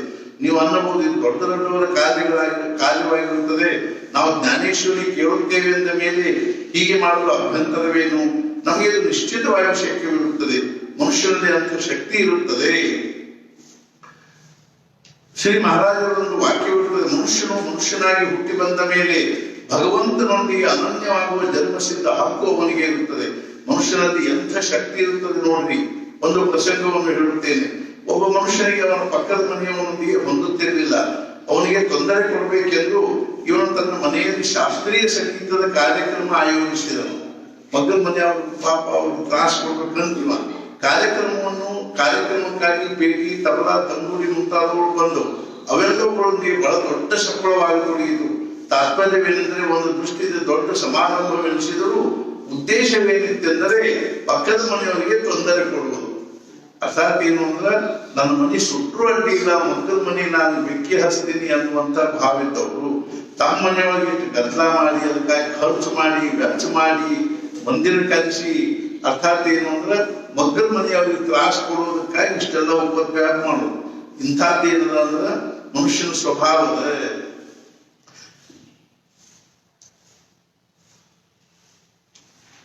ತಾತ್ಪರ್ಯ ಏನು ಅಂತಂದ್ರೆ ನಾವು ಇಂಥ ಒಂದು ದೇಹ ಭಾವದಿಂದ ಅತ್ಯಂತ ಎಷ್ಟು ಕ್ಷುದ್ರಾಗಿರ್ತೀವಿ ಅಂತಂದ್ರೆ ನಾವು ಅತ್ಯಂತ ಸಂಕುಚಿತ ವೃತ್ತಿಯವರಾಗಿರ್ತೀವಿ. ಆದ್ರಿಂದ ಈ ಜ್ಞಾನೇಶ್ವರ ಮಹಾರಾಜ್ ಏನಂತಾರೆ ಅಂದ್ರೆ ಸಂಪೂರ್ಣ ವಿಶ್ವನೇ ಆ ಪರಮಾತ್ಮ ಸ್ವರೂಪ ಅನ್ನುವಂತಹ ಭಾವದಿಂದ ನೋಡ್ಬೇಕು. ಟೊಂಗೆ ಚಿಕ್ಕ ದೊಡ್ಡದು ಅವೆಲ್ಲ ಒಂದೇ ವೃಕ್ಷದ್ದು, ಕಿರಣ ಅಸಂಖ್ಯವಾಗಿದ್ದು ಒಂದೇ ಸೂರ್ಯನು. ಆ ಟೊಂಗೆ ಒಂದು ವೃಕ್ಷದೊಳಗೆ ಅನೇಕ ಟೊಂಗೆ ಇರ್ತವೆ, ಒಂದು ಸಾಂದ್ ಇರ್ತವೆ, ದೊಡ್ಡದು ಇರ್ತವೆ, ಒಂದು ಎಡ್ಲಪ್ಪನ ಬಡ್ಡೆ ಇರ್ತದೆ. ಅದೆಲ್ಲ ಕೂಡಿಸಿದ್ರೆ ಒಂದ ವೃಕ್ಷದ್ದು. ನಾನಾ ಕಿರಣ ಅಸಂಖ್ಯವಾಗಿದ್ದು ಒಂದೇ ಸೂರ್ಯನು, ಅಸಂಖ್ಯ ಕಿರಣಗಳಿದ್ದು ಸಹಿತ ಒಂದೇ ಸೂರ್ಯನು. ಅದರಂತೆ ನಾನಾ ಪ್ರಕಾರದ ವ್ಯಕ್ತಿ, ನಾನಾ ನಾಮ, ನಾನಾ ವೃತ್ತಿ, ಭೂತಗಳಲ್ಲಿ ಭೇದವಿದ್ದರೂ ಈ ರೀತಿ ಅಭೇದ ನೋಡುವರು ನನ್ನಲ್ಲಿ. ಅನೇಕ ಪ್ರಕಾರವಾಗಿರ್ತಕ್ಕಂಥ ವ್ಯಕ್ತಿಗಳು, ಅನೇಕ ನಾಮ, ಅನೇಕ ವೃತ್ತಿ, ಭೂತಗಳಲ್ಲಿ ಭೇದವಿದ್ದರೂ ಈ ರೀತಿ ಅಭೇದ ನೋಡುವರು ನನ್ನಲ್ಲಿ. ತಿಳಿದು ಇಂಥ ಭೇದ ಜ್ಞಾನ ಅರ್ಥಾತ್ ಏನು ಅಂತಂದ್ರೆ ತಿಳಿದು ಇಂಥ ಭೇದ ಜ್ಞಾನ ಮಾಡುವರು ಶ್ರೇಷ್ಠ ಜ್ಞಾನ ಯಜ್ಞ. ಭೇದ ಬುದ್ಧಿ ಹೊಂದರು ಅರ್ಜುನ. ಜ್ಞಾನಿಗಳಾದ್ದರಿಂದ ಅವ್ರು ಏನಿಲ್ಲ ಅಂದ್ರೆ ಭೇದ ಬುದ್ಧಿನ ಇಲ್ಲ. ಅವ್ರು ಏನ್ ಮಾಡ್ತಾರೆ ಅಂದ್ರೆ ಸರ್ವತ್ರ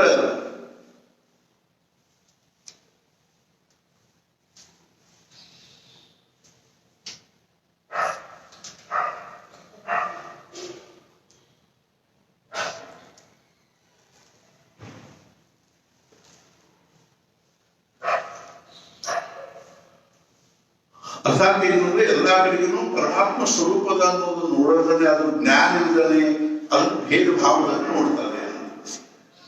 ಅಥವಾ ಎಲ್ಲಿ ಯಾವಾಗ ಏನನ್ನು ನೋಡುವರು ಅದೆಲ್ಲವನ್ನು ನನ್ನ ಹೊರತು ಇಲ್ಲವೇನು ಎಂಬ ಬೋಧವು. ಎಲ್ಲೆಲ್ಲಿ ಯಾವಾಗ ಯಾವಾಗ ಏನೇನು ನೋಡ್ತಾರೋ ಅದೆಲ್ಲವನ್ನು ನನ್ನ ಹೊರತು ಇಲ್ಲವೇನು ಎಂಬ ಬೋಧವು. ನನ್ನ ಹೊರತು ಏನೂ ಇಲ್ಲ ಅನ್ನುವಂಥ ಭಾವದಿಂದ, ಅದ್ರ ಹೊರತಾಗಿ ಪ್ರಪಂಚದೊಳಗೆ ಏನೂ ಇಲ್ಲ ಅನ್ನುವಂಥ ಭಾವದಿಂದ ನೋಡ್ತಾ ವಿಶಾಲ ಮನೋಭಾವನೆಯಿಂದ ನೋಡ್ತಾರೆ. ಅರ್ಥಾತ್ ನಾವು ಅದರೊಳಗೆ ಇದ್ದೀವಿ ಅನ್ನುವಂಥ ಭಾವದಿಂದ ನೋಡ್ತಾರೆ.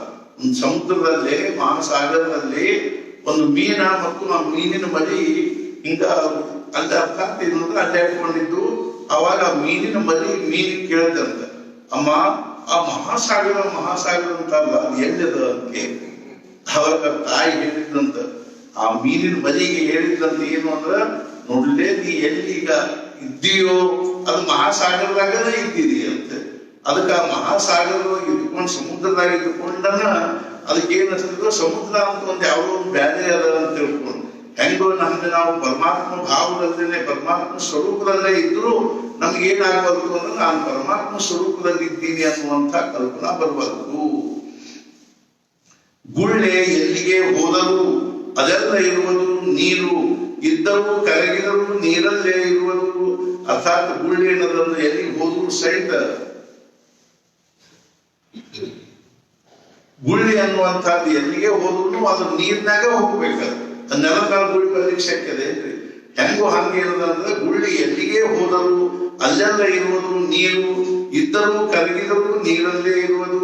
ಅದು ಇದ್ರೂ ನೀರಾಗ, ಕರಗಿದ್ರೂ ನೀರಾಗ, ನೀರು ಬಿಟ್ಟು ಹಂಗೆ ಇರ್ಲಿಕ್ಕೇನೆ ಬರಂಗಿಲ್ಲೋ ಹಂಗ ನಮಗೂ ಸಹಿತ ಏನದ ಅಂದ್ರ ನಾವು ನಮ್ಗೇನ್ ಮಾಡ್ತೀವಿ ಅಂತಂದ್ರ ನಮ್ಮ ಪ್ರಾಪಂಚಿಕ ಭಾವನೆಯಿಂದ ನಾನು ಅಲ್ಲಿಗೆ ಹೋದೆ, ನಾನು ಇಲ್ಲಿಗೆ ಹೋದೆ, ನಾವು ಭಗವಂತನಿಂದ ಬೇರೆಯಾಗಿಟ್ಟುಕೊಂಡು ನಮ್ಮ ವ್ಯಕ್ತಿತ್ವವನ್ನು ನಾವು ಕಾಯ್ಕೊಳ್ಳಿ ಧರ್ಪಡಿಸ್ತಾ ಇರೋದ್ರಿಂದ ಜೀವನದಾಗ ದುಃಖ ಆಗ್ತಾ ಇದೆ ಅಂತ.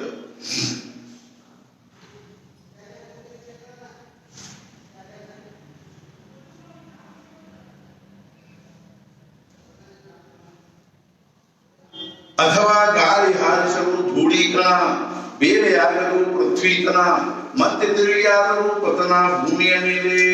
ಅಥವಾ ಗಾಳಿ ಬಿಟ್ಟು ಧೂಳು ಮ್ಯಾಲ ಹಾರಿತು ಅಂದ್ರೆ ಅದು ಮ್ಯಾಲ ಹಾರಿದ್ರು ಸಹಿತ ಅದರೊಳಗಿರ್ತಕ್ಕಂಥ ಏನೋ ಒಂದು ಪೃಥ್ವೀಕರಣ ಅನ್ನುವಂಥದ್ದನ್ನು, ಮಣ್ಣು ಅನ್ನುವಂಥದ್ದು ಭಾವದನು ಅದೆಲ್ಲಾದ್ರೂ ಹೋಗ್ಲಿಕ್ಕೆ ಶಕ್ಯದ ಏನು ಅಂತ.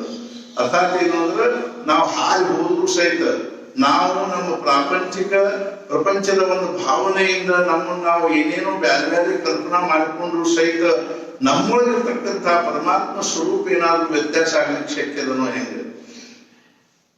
ಹೆಂಗೋ ಆಗಿಲ್ಲ ಅಂದ್ರೆ ಮ್ಯಾಲ ಹಾರಿದ್ರು ಸಹಿತ ಮತ್ತೆ ತಿರುಗಿ ಕೆಳಗೆ ಬಂತು ಅಂದ್ರೆ ಮತ್ತೆ ಮಣ್ಣಿನ ಜೊತೆಗೆ ಒಂದಾಗಿ ಅದರಂತೆ ಯಾರೇ ಎಲ್ಲಿಯೇ ಹೇಗಾದರೂ ಆಗಲಿ ಅಥವಾ ಹೋಗಲಿ ಏನಾದರೂ ಆ ಅವಸ್ಥೆಯಲ್ಲಿ ಅವರು ನಾನೇ ಎಂದು ತಿಳಿಯುವರು. ಆತ್ಮಜ್ಞಾನಿಗಳ ಒಂದು ಅವರೊಂದು ಭೂಮಿಕಾ ಇದಿರ್ತದೆ. ಆತ್ಮಜ್ಞಾನಿಗಳು ಸತ್ಪುರುಷರು ಹೆಂಗಿರ್ತಾರೆ ಅನ್ನೋದನ್ನ ನೋಡ್ಬೇಕು ನಾವು.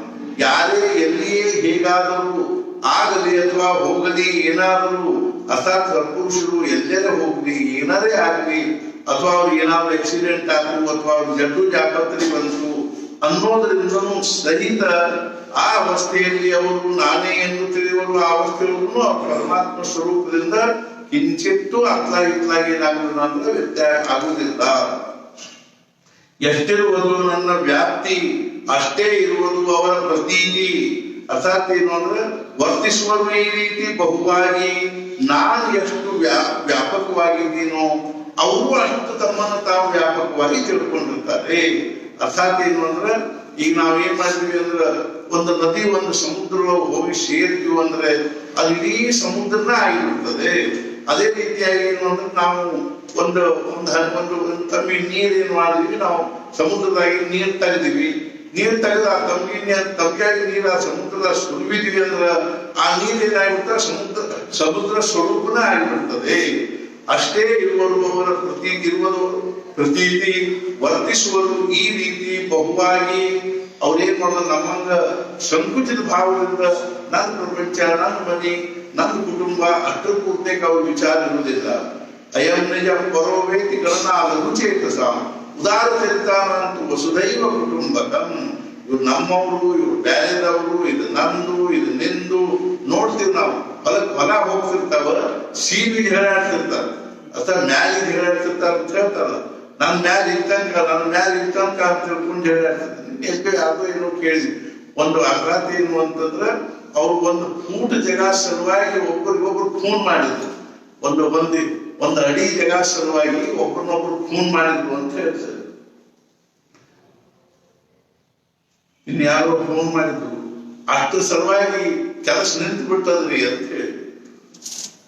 ಎಷ್ಟಿರುವುದು ನನ್ನ ವ್ಯಾಪ್ತಿ ಅಷ್ಟೇ ಇರುವುದು ಅವರ ಪ್ರತೀತಿ ವರ್ತಿಸುವರು ಈ ರೀತಿ ಬಹುವಾಗಿ ಸತ್ಪುರುಷ ವಿಷಯವಾಗಿರ್ತಾರೆ. ಯಾರಿಗಾದರೂ ಸೂರ್ಯಬಿಂಬವು ಪ್ರತ್ಯಕ್ಷ ಸಮ್ಮುಖವು ಅದರಂತೆ ಅವರು ಸಮ್ಮುಖವು ಈ ವಿಶ್ವಕ್ಕೆ. ಅರ್ಥಾತ್ ನಾವು ಎಲ್ಲಿ ಬೇಕಾದ್ರೆ ಹೋಗುದು ಜಗತ್ತಿನೊಳಗೆ ಸೂರ್ಯಬಿಂಬ ಅನ್ನುವಂಥ ಅಲ್ಲಿ ನಮ್ಮ ಕಣ್ಣು ಮುಂದನ ಇದ್ದಂಗೆ ಕಾಣಿಸ್ತದೆ, ನಮ್ಗೆ ಎದುರಿಗೆ ಇದ್ದಂಗೆ ಕಾಣಿಸ್ತದೆ. ಅರ್ಥಾತ್ ಏನು ಅಂದ್ರೆ ನಮ್ಗೆ ಬಬ್ಬಳ್ಳಿ ಅವ್ರಿಗೆ ಎದುರಿಗೆ ಕಾಣಿಸ್ತದ, ಧಾರವಾಡದವ್ರಿಗೆ ಸೈಡ್ ಕಾಣಿಸ್ತದ ಅಂತದೆ. ಹಂಗೇನಿಲ್ಲ. ಯಾರಿಗಾದರೂ ಸೂರ್ಯಬಿಂಬವು ಪ್ರತ್ಯಕ್ಷ ಸಮ್ಮುಖವು ಅದರಂತೆ ಅವರು ಸಮ್ಮುಖವು ಈ ವಿಶ್ವಕ್ಕೆನ ಅವ್ರು ಏನಾಗಿರ್ತಾರೆ ಅಭಿಮುಖ ಆಗಿರ್ತಾರೆ. ಅವ್ರ ಕಣ್ಣು ಮುಂದ ಸಂಪೂರ್ಣ ವಿಶ್ವ ಅನ್ನುವಂಥ ಕಾಣ್ತಾ ಇರ್ತದೆ. ಅರ್ಜುನ ಅವರ ಜ್ಞಾನಕ್ಕೆ ಸ್ವಲ್ಪವೂ ಇಲ್ಲ ಹಿಂದು ಮುಂದೆಂಬ ಭೇದವು ಆಕಾಶದಲ್ಲಿ ವಾಯು ಸರ್ವತ್ರ. ಆದ್ದರಿಂದ ಜ್ಞಾನೇಶ್ವರ ಮಹಾರಾಜರಿಗೆ ಅವ್ರು ಸೂಕ್ಷ್ಮವಾಗಿ ತಮ್ಮ ಅವಸ್ಥಾನ ಹೇಳಿರ್ತಾರೆ. ಅರ್ಥಾತ್ ಏನು ಅಂದ್ರೆ ಆದ್ರಿಂದನೇ ಅವ್ರ ಜ್ಞಾನಕ್ಕೆ ಏನಿಲ್ಲ ಅನ್ನೋ ಸೀಮಾ ಅನ್ನುವಂಥದ್ದು ಇಲ್ಲೇ ಇಲ್ಲ. ಸಂಪೂರ್ಣ ಜಗತ್ತೇನದ ಅವ್ರ ಕಣ್ಣು ಮುಂದೆ ಕಾಣ್ತಾ ಇದೆ. ಆದ್ರಿಂದ ಇಷ್ಟೊಂದು ಉದಾಹರಣೆ, ಇಷ್ಟೊಂದು ವಿವರಣೆ ಮಾಡ್ಲಿಕ್ಕೆ ಶಕ್ಯ ಆಗಿದೆ. ನಮ್ಮ ಜ್ಞಾನ ಏನಂದ್ರೆ ಮರ್ಯಾದೆ ಇರ್ತದೆ. ನಾವು ಹಾರ್ಟ್ ಸ್ಪೆಷಲಿಸ್ಟ್ ಕಡೆಗೆ ಹೋಗಿ ಕಣ್ಣು ತೋರಿಸ್ಬೇಕ್ರಿ ಅಂತ ಕಣ್ಣು ನಾವು ಕಣ್ಣು ನೋಡುದಿಲ್ಲ, ನಾವು ಬರೀ ಹಾರ್ಟ್ ನೋಡ್ತೀವಿ. ಅರ್ಥಾತ್ ಏನು ಅಂದ್ರೆ ENT ಅಂತ ಹೋದ್ರೆ ಅವ್ರ ಕಿವಿ ಮೂಗು ಅರ್ಥಾತ್ ಏನು ಗಂಟ್ಲ ನೋಡ್ತಕ್ಕ. ಅದಕ್ಕಿಂತ ಅವ್ರಿಗೆ ಏನದ ಅಂದ್ರೆ ಬ್ಯಾರೆ ಏನು ಗೊತ್ತಿರುವುದಿಲ್ಲ. ಹೆಂಗ ನಮ್ಮ ಜ್ಞಾನ ಏನದ ಅಂದ್ರೆ ಲಿಮಿಟೆಡ್ ಜ್ಞಾನ, ಮರ್ಯಾದಿತವಾಗಿರ್ತಕ್ಕಂಥ. ಆದ್ರೆ ಸತ್ಪುರುಷ ಇಡೀ ವಿಶ್ವನ ಅವ್ರ ಕಣ್ಣು ಮುಂದೆ ಕಾಣಿಸ್ತದೆ. ಅರ್ಜುನ ಅವರ ಜ್ಞಾನಕ್ಕೆ ಸ್ವಲ್ಪವೂ ಇಲ್ಲ ಹಿಂದು ಮುಂದೆಂಬ ಭೇದವು. ನಿನ್ನೆ ನೆನಪಾಗಿದ್ರಿ ಅಥವಾ ಇವತ್ತು ನಮ್ಗೆ ಆತ್ಮಭಾವದಲ್ಲೇ ಇತ್ತು. ನಿನ್ನೆ ಇವತ್ತು ಮಾತ್ರ ನಮ್ಗೆ ಆತ್ಮಭಾವ ಇಲ್ಲಿ ನೋಡ್ರಿ ಅಂತ ಇರಂಗಿಲ್ಲ. ಭೂತಕಾಲ, ವರ್ತಮಾನ ಕಾಲ, ಭವಿಷ್ಯ ಕಾಲದಲ್ಲಿ ಕಾಲದ ಸೀಮಾನ ಹೋಗಿಬಿಟ್ಟಿರ್ತಾವ, ಕಾಲದ ಮರ್ಯಾದೆನೇ ಹೋಗಿಬಿಟ್ಟಿರ್ತದೆ. ಆದ್ರಿಂದ ಮೂರು ಕಾಲದ ಅಖಂಡವಾಗಿ ಅವ್ರು ಏನ್ ಮಾಡ್ತಿರ್ತಾರೆ ಅಂದ್ರೆ ಇರ್ತಾರೆ. ನಾನು ಎಷ್ಟಿರುವೆನೋ ಸಂಪೂರ್ಣ, ಅವರ ಸದ್ಭಾವ ಅಷ್ಟೇ ಪ್ರಮಾಣ. ಅವರು ಮಾಡದಿದ್ದರೂ ಭಜನ ಆಗಿಯೇ ಆಗುವುದು. ಸುಮ್ಮನೆ ಅವ್ರು ಬಿದ್ದುಕೊಂಡಿದ್ರು ಸಾಕು. ಅಸಾಧ್ಯ ಎಂಬುದು ಅಖಂಡ ಅವರು ಆ ಭಾವದಲ್ಲೇ ಇರೋದ್ರಿಂದಾಗಿ ಅದೇ ನಿಜವಾದ ಭಜನೆ. ಅಖಂಡವಾಗಿ ಪರಮಾತ್ಮ ಭಾವದಲ್ಲಿರ್ತಕ್ಕಂಥ ಅವರು ಮತ್ತೇನಪ್ಪ ತಾಳ ತಂಬೂರಿ ಇಟ್ಕೊಂಡು ಕೂಡ್ಬೇಕಾಗಿ ಬರ್ತದಂತೇನಿಲ್ಲ. ಅರ್ಥಾತ್ ಆದ್ದರಿಂದ ಮಹಾರಾಜ ಹೇಳ್ತಿದ್ರು, ನೀವು ಆತ್ಮಜ್ಞಾನ ಮಾಡಿಕೊಡ್ರಿ ಮತ್ತು ಕಾಲ್ ಚಾಚಿಕೊಂಡು ಆರಾಮ ಬಿದ್ದುಕೊಂಡಿರ್ಲಿ. ಯಾವ ಸಮಾಜ ನಿಮ್ಮ ಪಾದದ ಹತ್ರ ಬರಂಗಿಲ್ಲ ಆ ಸಮಾಜ ಏನದ ದುರ್ಭಾಗ್ಯ ಸಮಾಜದ್ದು ಅಂತೆ. ಅವ್ರಿಗೆ ಮತ್ತೊಂದು ಬ್ಯಾರೆ ಏನು ಮಾಡಬೇಕಾಗೇ ಬರಂಗಿಲ್ಲ. ಅವ್ರು ಸುಮ್ಮನೆ ಇರೋದೇ ಒಂದು ದೊಡ್ಡ ಭಜನೆ, ಅವ್ರು ಸುಮ್ಮನೆ ಇರೋದೇ ಒಂದು ಸತ್ಸಂಗ, ಅವ್ರು ಸುಮ್ಮನೆ ಇರೋದೇ ಒಂದು ಸಂಸ್ಕೃತಿ, ಅವ್ರು ಸುಮ್ಮನೆ ಇರೋದೇ ಒಂದು ಪರಂಪರಾ. ಸುಮ್ಮನೆ ಅಥವಾ ಏನಾದ್ರು ಮಾಡ್ಕೋತಿಲ್ವಲ್ಲ, ಅದು ಏನು ಪ್ರಶ್ನೆ ಇಲ್ಲ. ನಾನು ಎಷ್ಟಿರುವೆನೋ ಸಂಪೂರ್ಣ, ಅವರ ಸದ್ಭಾವ ಅಷ್ಟೇ ಪ್ರಮಾಣ. ಅವ್ರಿಗೂ ಸದ್ಭಾವನ ಅಷ್ಟೇ ಇರ್ತದೆ. ಅವರು ಮಾಡದಿದ್ದರೂ ಭಜನ ಆಗಿಯೇ ಆಗುವುದು.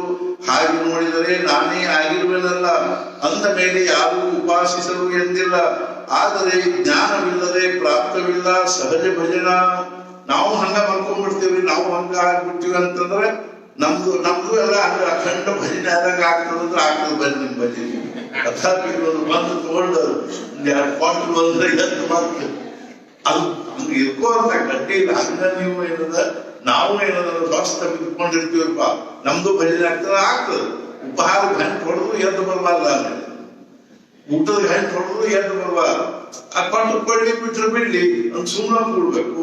ಆಮೇಲೆ ಸಹಿತ ಏನದ ಅಂದ್ರ ಏನಪ್ಪ ಅಂದ್ರೆ ಬಂತು ಬರ್ಲಿಕ್ಕೆ ಇಲ್ಲ, ಉಪಹಾರ ಬಂದ್ರೆ ತಿಂದ್ರಾತು, ಇಲ್ಲ ಸುಮ್ಮನೆ ಬಿದ್ರಾತು, ಬಿದ್ಕೊಂಡಿದ್ರಾತು, ಊಟ ಬಂದ್ರೆ ಮಾಡಿದ್ರಾತು, ಇಲ್ಲಿದ್ರು ಬಿದ್ಕೊಂಡಿದ್ರಾತು ಅಂತ ತಿಳ್ಕೊಂಡು ನಮ್ಮೊಳಗೆ ನಾವು ಸುಮ್ಮನೆ ಸ್ವಸ್ಥ ಇದ್ದೀವಿ ಅಂದ್ರೆ ಅದು ಒಂದು ದೃಷ್ಟಿಯಿಂದ ಅಡ್ಡಿ ಇಲ್ಲ. ಊಟದ ಗಂಟೆ ಕೇಳಿಸ್ತದ, ಅರ್ಥಾತ್ ಏನು ಅಂದ್ರೆ ಪ್ರಸಾದದ ಗಂಟೆ ಕೇಳಿದ, ಉಪಹಾರದ ಗಂಟೆ ಕೇಳಿಸ್ತದ, ಆರತಿ ಗಂಟೆ ಕೇಳಿಸ್ತದ, ಕಾಕಂತಿ ಗಂಟೆ ಕೇಳಿಸ್ತಂಗಿಲ್ಲ. ಉಪಹಾರದ ಗಂಟೆಗೆ ಉಪಹಾರ ಗಂಟೆ ಆಗ್ತದೆ, ಉಪಹಾರ ಗಂಟೆ ಆಗ್ತದೆ ಅಂತ ಕೇಳ್ತಿರ್ತೀವಿ. ಊಟದ ಗಂಟೆ ಆಗ್ತದೆ ಅಂತ ಕೇಳ್ತೀವಿ. ಕಾಕಂತಿ ಗಂಟೆ ಆಗ್ತದೆ ಅಂತ ನಾವು ಕೇಳ್ತೀವಿ. ಅಂದ ಬಳಕ ನಮ್ಮ ಭಜನೆ ಅಂತ ಭಜನೆದು. ಆದ್ರಿಂದ ಹಾಗೆ ನೋಡಿದರೆ ನಾನೇ ಆಗಿರುವುದಿಲ್ಲ ಅಂದ ಮೇಲೆ ಯಾರು ಉಪಾಸಿಸಲು ಎಂದಿಲ್ಲ. ಆದರೆ ಈ ಜ್ಞಾನವಿಲ್ಲದೆ ಪ್ರಾಪ್ತವಿಲ್ಲ ಸಹಜ ಭಜನ. ಅರ್ಥಾತ್ ಒಂದಷ್ಟಿಂದ ಎಲ್ಲರೂ ಏನದನ್ನು ಉಪಾಸನ ಮಾಡೇ ಮಾಡ್ತಾರೆ, ಭಜನೆ ಮಾಡೇ ಮಾಡ್ತಾರೆ. ಆದ್ರೆ ಈ ಸಹಜ ಭಜನೆ ಏನದನು ಅವನು ಏನೂ ಮಾಡದೇ ಇದ್ರು ಅವನಿಂದ ಅಖಂಡ ಭಜನೆ ಆಗ್ತನ್ನುವಂತಹದ್ದೇನು ಭಾವದನು ಇದು ಎಲ್ಲರಿಗೂ ಶಕ್ಕಿಲ್ಲ. ಅಷ್ಟು ಈ ರೀತಿ ಉಚಿತ ಜ್ಞಾನ ಯಜ್ಞದಿಂದ ಎನಿಸುವ ಭಕ್ತ ಇರುವನು ನನ್ನನ್ನೇ ಉಪಾಸಿಸುತ್ತಾ. ಅವನ ಲಕ್ಷಣ ಹೇಳಿದೆನು. ಇಷ್ಟ ತನಕ ನಾ ಏನ್ ಹೇಳಿದೆ ಅಂದ್ರೆ, ಯಾವ ಭಕ್ತ ಇದ್ದಾನೋ ಅವನ ಜ್ಞಾನ ಯಜ್ಞದಿಂದ ನನ್ನನ್ನು ಹೆಂಗ ಭಜಿಸ್ತಾನೆ, ಹೆಂಗ ಸೇವಿಸ್ತಾನೆ, ಹೆಂಗ ನನ್ನ ಸ್ವರೂಪನೇ ಆಗಿರ್ತಾನೆ ಅನ್ನೋದು ನಾನು ಹೇಳಿದೆ. ಈ ರೀತಿ ಉಚಿತ ಜ್ಞಾನ ಯಜ್ಞದಿಂದ ಎನಿಸುವ ಭಕ್ತ ಜ್ಞಾನ ಯಜ್ಞದಿಂದ ನನ್ನನ್ನು ಭಜಿಸ್ತಕ್ಕಂಥವ ಅಂದ್ರೆ ಜ್ಞಾನದ ಅವಸ್ಥೆಯೊಳಗೆ ಇರ್ತಕ್ಕಂಥವ. ಯಜ್ಞ ಅನ್ನೋದನ್ನು ಪ್ರತ್ಯೇಕವಾಗಿ ಅವನು ಏನ್ ಮಾಡ್ಬೇಕಾಗಿಲ್ಲ, ಅವನಿಗೆ ಇರೋದನೇ ಒಂದೇನು ಒಂದು ಅವನ ಜ್ಞಾನದ ಭೂಮಿಕಾದಲ್ಲಿ ಇರೋದನೇ ಒಂದು ಯಜ್ಞ ಅಂತ. ಇರುವನು ನನ್ನನ್ನೇ ಉಪಾಸಿಸುತ್ತಾ ಅವನ ಲಕ್ಷಣ ಹೇಳಿದನು. ಸದಾ ಸರ್ವತ್ರ ಸರ್ವರಿಂದ ನನಗೆ ಅರ್ಪಿತವಾಗುವುದರಿಂದ ಇದನ್ನು ಮೂರ್ಖ ತಿಳಿಯದ್ದರಿಂದ ಪಡೆಯುವುದಿಲ್ಲ ನನ್ನನ್ನು. ಸದಾ ಸರ್ವತ್ರ ಸರ್ವರಿಂದ ನನಗೆ ಅರ್ಪಿತವಾಗುವುದರಿಂದ ಯಾವಾಗಲೂ ಎಲ್ಲರಿಂದಲೂ ಕೇಳದಂದ್ರೆ ಯಾರ್ಯಾರು ಏನೇನ್ ಮಾಡ್ತಾರೋ, ಏನೇನ್ ಕೊಡ್ತಾರೋ, ಏನೇನ್ ತಗೋತಾರೋ, ಏನೇನ್ ತಿಂತಾರೋ, ಏನೇನ್ ಉಣ್ತಾರೋ ಅದೆಲ್ಲ ಏನದಂದ್ರೆ ನನಗ ಅರ್ಪಿತ ಆಗ್ತದೆ ಅನ್ನೋದನ್ನ ತಿಳ್ಕೊಳ್ಳದೆ ಇರೋದ್ರಿಂದಾಗಿ ಅವ್ರಿಗೆ ಏನಾಗುದಿಲ್ಲ ಅಂದ್ರೆ ಪಡೆಯುವುದಿಲ್ಲ, ನನ್ನ ಪ್ರಾಪ್ತಿ ಆಗಂಗಿಲ್ಲ. ಅರ್ಥಾತ್ ಏನು, ನಾನು ಏನ್ ಮಾಡ್ತೀನಿ ಅದೆಲ್ಲ, ನಾ ಏನ್ ತಿಂತೀನಿ, ಯತ್ ಕರೋಷಿ ಯದಶ್ನಾಸಿ ಯಜ್ಜೋಸಿ ದದಾಸಿ ಯತ್ ತಪಸ್ಯಸಿ ಕೌಂತೆಯ ತತ್ಪುರುಷಮದರ್ಪಣಂ ಶುಭಾಶುಭ ಫಲೇ ದೇವಂ ಮೋಕ್ಷಸೆ ಕರ್ಮ ಬಂಧನೈ. ನೀನೇನ್ ತಿಂತೀಯೋ, ಏನ್ ಕುಡಿತೀಯೋ, ಏನ್ ಮಾಡ್ತೀಯೋ, ಏನು ಪೂಜಾ ಪುನಸ್ಕಾರ ಮಾಡ್ತೀಯೋ ಅಥವಾ ಏನ್ ದಾನ ಧರ್ಮ ಮಾಡ್ತೀಯೋ ಅದೆಲ್ಲವನ್ನು ನನಗೆ ಕೊಡ್ತೀನಿ ಅಂತ ತಿಳ್ಕೊಂಡ್ಬಿಟ್ರೆ, ನನಗೆ ಅರ್ಪಣೆ ಮಾಡಿಬಿಟ್ರೆ ಆಮೇಲೆ ನಿನಗೆ ಏನಾಗುವುದು, ಯಾವ ಕರ್ಮ ಫಲ ಯಾವ ಕರ್ಮನೂ ನಿನಗೆ ಬಾರಿಸಂಗಿಲ್ಲ. ಆದ್ರಿಂದ ಸದಾ ಯಾವಾಗಲೂ ಸರ್ವತ್ರ ಎಲ್ಲಾ ಕಡೆಗೂ ಸರ್ವರಿಂದ ಎಲ್ಲರಿಂದಲೂ ನನಗೆ ಅರ್ಪಿತವಾಗುವುದನ್ನು ವಸ್ತುತಃ ಭಗವಂತನಿಗೆ ಅರ್ಪಣ ಆಗ್ತದೆ. ಆದ್ರೆ ಇದನ್ನು ಮೂರ್ಖ ತಿಳಿಯದ್ದರಿಂದ ಪಡೆಯುವುದಿಲ್ಲ ನನ್ನನ್ನು. ಆದ್ರಿಂದ ಅವನು ಏನಾಗುತ್ತ ಅಂದ್ರೆ ಅವನು ನನ್ನನ್ನು ಪಡ್ಕೊಳ್ಳಿಕ್ಕೆ ಶಕ್ಯ ಆಗಂಗಿಲ್ಲ, ನನ್ನನ್ನು ತಿಳ್ಕೊಳ್ಳಿಕ್ಕೆ ಶಕ್ಯ ಆಗಂಗಿಲ್ಲ, ನನ್ನನ್ನು ಯಥಾರ್ಥವಾಗಿ ಅವನಿಗೆ ಅನುಭವಿಸ್ಲಿಕ್ಕೂ ಶಕ್ಯ ಆಗಂಗಿಲ್ಲ. ಆದ್ರಿಂದ ದುಃಖ ಅನುಭವಿಸಬೇಕಾಗಿ ಬರ್ತದೆ ಅಂತ ತಿಳ್ಕೊಂಡು ಹೇಳಿ ಭಗವಂತ ಅದಕ್ಕೆ ಉದಾಹರಣೆ ಹೇಳಿರ್ತಾನೆ. ಏನು ಅಂದ್ರ ಅರ್ಥಾತ್ ಒಂದು ಯಜ್ಞ ಮಾಡ್ಲಿಕ್ಕೆ ಹತ್ತೀವಿ ಅಂದಾಗ ಆ ಯಜ್ಞದೊಳಗೆ ಏನೇನು ಅಂಗಗಳು ಇರ್ತಾವನು, ಅರ್ಥಾತ್ ಏನೇನು ತಪ್ಪು ವಿಷಯಗಳು ಇರ್ತಾವನು, ಅರ್ಥಾತ್ ಏನು ಅಂದ್ರೆ ಅದರ ಅಂಗಗಳಿರ್ತಾವನು, ಭಾಗ ಇರ್ತಾವನು, ಭಾಗದ ಅಂಗಗಳಿರ್ತಾವನು, ಅವೆಲ್ಲವೂ ಏನವ ನಾನಾ ಇದ್ದೀನಿ ಅಂತ ಯಾರು ತಿಳ್ಕೊತಾರೋ. ಅಹಂ ಕೃತು ಅಹಂ ಯಜ್ಞ ಸ್ವಧಾ ಅಹಂ ಅಹಂ ಔಷಧಂ ಮಂತ್ರೋಹಂ ನಾನಾ ಮಂತ್ರ ನಾನಾ ಯಜ್ಞ ನಾನಾ ಕೃತು ಅರ್ಥಾತ್ ನಾನಾ ವಿಧಾನ. ಅಹಂ ನಾನೇನು ನಾನಾ ಮಂತ್ರ ನಾನಾ ಆಜ್ಯನ ತುಪ್ಪ ನಾನಾ ಅಗ್ನಿ ನಾನಾ ಹುತಂ. ನಾನೇನು ಅಂದ್ರೆ ಹಾಕಿರ್ತಕ್ಕಂಥ ದ್ರವ್ಯ ಏನು ಹುತ ಆಗ್ತದನೋ ಅದು ಅಲ್ಲೋಗೇನು ಸುಟ್ಟು ಹೋಗ್ತದನೋ ಎಲ್ಲರೂ ನಾನೇ ಅಂತ ತಿಳ್ಕೊಂಡ್ರೆ ಮಾತ್ರ ಆ ಜ್ಞಾನ ಯಜ್ಞ ಅನ್ನುವಂಥದ್ದು. ಹೆಂಗ ಜ್ಞಾನ ಯಜ್ಞ ಅಂದ್ರೆ ಹೆಂಗಾಗ್ತದೆ ಅಂತಂದ್ರೆ ನಾವೊಂದು ಯಜ್ಞದ ಕಲ್ಪನಾ ಮಾಡಿಕೊಂಡು ಭಗವಂತನ ಹೇಳಿಕತ್ತ ಕಲ್ಪನೆ ನಮ್ಮ ಕಣ್ಣು ಮುಂದೆ ಇಟ್ಕೊಂಡು ಹೇಳಿಕತ್ತಾನೆ. ಏನೊಂದು ಹೆಂಗ ಅದರೊಳಗಿರ್ತಕ್ಕಂಥ ಎಲ್ಲಾನು ನಾನಾ ಅಂತ ತಿಳ್ಕೊಳ್ಳೋದ್ರಿಂದ ಅವನೇನ್ ಮಾಡ್ದಂಗ ಆಗ್ತದಂದ್ರೆ ಜ್ಞಾನ ಯಜ್ಞವನ್ನು ಯಜ್ಞ ಮಾಡಿದಂಗನೇ ಆಗಿಬಿಡ್ತದೆ ಅಂತ ತಿಳ್ಕೊಂಡು ಹೇಳೋದನ್ನ ಯಾವ ಭಗವಂತ ಹೇಳ್ತಾ ಇದ್ದಾನೋ ಅದನ್ನ ಕುರಿತು ಜ್ಞಾನೇಶ್ವರ ಮಹಾರಾಜರು ಅರ್ಥಾತ್ ಏನು ಅಂತಂದ್ರ 4-5 ಓವಿಗಳಲ್ಲಿ ಬಹಳಷ್ಟು ಮಾರ್ಮಿಕವಾಗಿ ಹೇಳ್ತಾ ಇದ್ದಾರೆ. ಅದೇ ರೀತಿಯಾಗಿ ಇನ್ನೊಂದು 4-5 ಶ್ಲೋಕಗಳಲ್ಲಿ ನಾನು ಸಂಪೂರ್ಣ ವಿಶ್ವಕ್ಕೆ ಹೆಂಗ ನಾನು ಅಧಿಷ್ಠಾತರು ಇದ್ದೀನಿ, ನಾನೇ ಎಲ್ಲರಿಗೂ ಗತಿ ಭರ್ತ, ಅದೇ ರೀತಿ ನಾನೇ ಪಿತಾಮಹಸ್ಯ ಜಗತಃ ಮಾತಾ ಧಾತ ಪಿತಾಮಹ ವೇದ್ಯಂ ಪವಿತ್ರ ಮುಂಕಾರಂ ಎಲ್ಲ ನಾನೇ ಇದ್ದೀನಿ, ಹಂಗ ನೀವು ಭಾವ ಮಾಡಿಕೊಡ್ರಿ ಅನ್ನೋದನ್ನ ಹೇಳಿ ಅದೇ ರೀತಿಯ ಮುಂದೇನಂದ ಅನನ್ಯಾಶ್ಚಿಂತೆಯಂತೂ ಮಾಮೇ ಜನ ಪರ್ಯುಪಾಸತೆ. ಅರ್ಥಾತ್ ಈ ರೀತಿಯಾಗಿ ಅನನ್ಯವಾಗಿ ನಾನು ಚಿಂತನೆ ಮಾಡ್ತಾರೋ ಅವ್ರು ನಾನು ಯೋಗಕ್ಷೇಮಂ ವಹಾಮ್ಯಹಂ ಅನ್ನುವಂತಹದನ್ನು ಹೇಳುವಂತ ಮಾತಿಗೆ ಅರ್ಥಾತ್ ಜ್ಞಾನೇಶ್ವರ ಮಹಾರಾಜರು ಎಂಥ ದಿವ್ಯವಾಗಿರ್ತಕ್ಕಂಥ ವಿಚಾರಗಳನ್ನು ಹೇಳ್ತಾರೆ ಅನ್ನೋದನ್ನ ನಾವು ಅತ್ಯಂತ ಶ್ರದ್ಧೆಯಿಂದ ಶ್ರವಣ ಮಾಡಬೇಕು, ಮನನ ಮಾಡಬೇಕು ಮತ್ತು ನಮ್ಮ ಜೀವನವನ್ನು ಸಾರ್ಥಕ ಮಾಡ್ಕೋಬೇಕು ಅಂತ ತಿಳ್ಕೊಂಡು ಅವರು ಅರ್ಥಾತ್ ಏನು ಅಂದ್ರೆ ಈ ಸಂಪೂರ್ಣ ವಿಶ್ವಕ್ಕನೇ ಯಾವಾಗಲೂ ಏನ್ ಸಿಗಲಿ ಅಂದ್ರೆ ಒಳ್ಳೇದಾಗಲಿ, ವಿಶ್ವ ಶಾಂತಿ ಸುಖ ಅನುಭವಿಸಲಿ. ಅರ್ಥಾತ್ ಈ ವಿಶ್ವದಲ್ಲಿ ಎಂಥ ಸಾಧು ಸತ್ಪುರುಷರು ಸಮಾಜಕ್ಕೆ ಅನೇಕ ಪ್ರಕಾರವನ್ನು ಏನ್ ಮಾಡಿ ಹಿತವಾಗಿರ್ತಕ್ಕಂಥದ್ದನ್ನು ಹೇಳಿ ಅನ್ನುವಂತಹ ಭಾವದಿಂದ ಆ ಭಗವಂತನಲ್ಲಿ ಪ್ರಾರ್ಥನೆ ಮಾಡ್ತಾ ಇರುವುದನ್ನ ನಾವು ಸಹಿತ ಶ್ರವಣ ಮಾಡೋಣ ಅಂತ ತಿಳ್ಕೊಂಡು ಅದನ್ನು ನಾವು ಬಾಯಿಂದ ಉಚ್ಚಾರ ಮಾಡ್ತಾ ಅದನ್ನು ಶ್ರವಣ ಮಾಡೋಣ. ಆದ್ರಿಂದ ಅವ್ರಂತಾರ ಈಗೇನು ಅಂದ್ರ ಈಗ ಈ ವಿಶ್ವಾತ್ಮಕ ದೇವನನ್ನು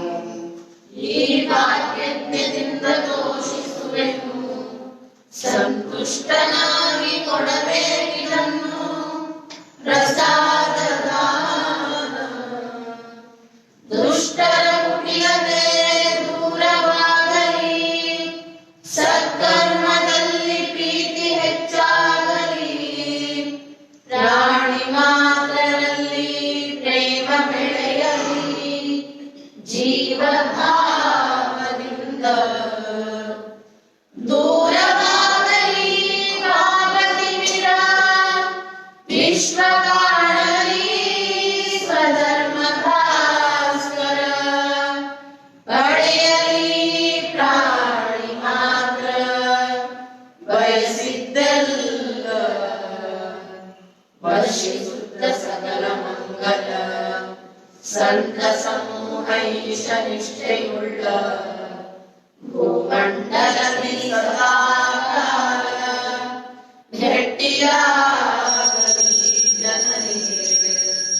ಸಜಲ ಕಲ್ಪದರ್ಪಣ ತೋಟವು ಚೈತನ್ಯ ಚಿಂತಾಮಣಿಯ ಗ್ರಾಮವು, ಮಾತನಾಡುವ ಸಮುದ್ರವು ಅಮೃತದ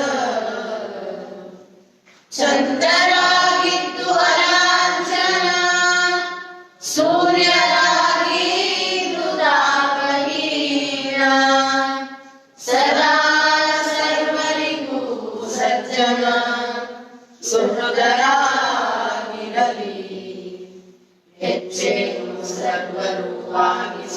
ವೇದಗಳು ಸಂಪೂರ್ಣ ಮೂರು ಲೋಕಗಳು ಭಜಿಸಲಿ ಯಾವಾಗಲೂ ಆದಿಪುರುಷನನ್ನು ಹಾಗೂ ಗ್ರಂಥೋಪಜೀವಿಗಳಿಗೆ ವಿಶೇಷವಾಗಿ ಲೋಕದೊಳಗೆ ದೃಷ್ಟ ವಿಜಯ ಅವರಿಗೆ ಪ್ರಾಪ್ತವಾಗಲಿ. ಆಗ ಶ್ರೀ ವಿಶ್ವೇಶನೆಂದನು ಪಡೆದುಕೋ ಪ್ರಸಾದದಾನವನ್ನು. ಈ ವರದಿಂದ ಶ್ರೀ ಜ್ಞಾನದೇವನು ಸುಖಿಯ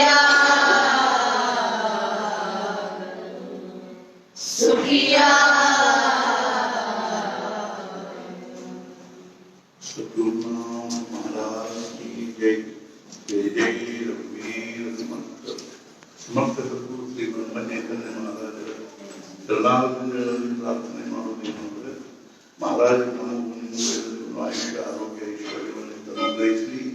ಇದು ಮುಖ್ಯವಾಗಿ ಭಗವಂತನಲ್ಲಿ ಭಕ್ತಿ, ಸದ್ಗುರುಗಳಲ್ಲಿ ಅನನ್ಯವಾಗಿದ್ದ ನಾಮದಲ್ಲಿ ಪ್ರೇಮ ಹಾಗೂ ಸದ್ಗುರು ಅನನ್ಯವಾಗಿರ್ತಕ್ಕಂಥ ನಿಷ್ಠೆಯನ್ನು ಒಳ್ಳೆಯದು ಹೇಳಿ ಜಾನಕಿ ಜೀವನ ಸ್ಮರಣ. ಜೈ ಜೈ ರಾಮ.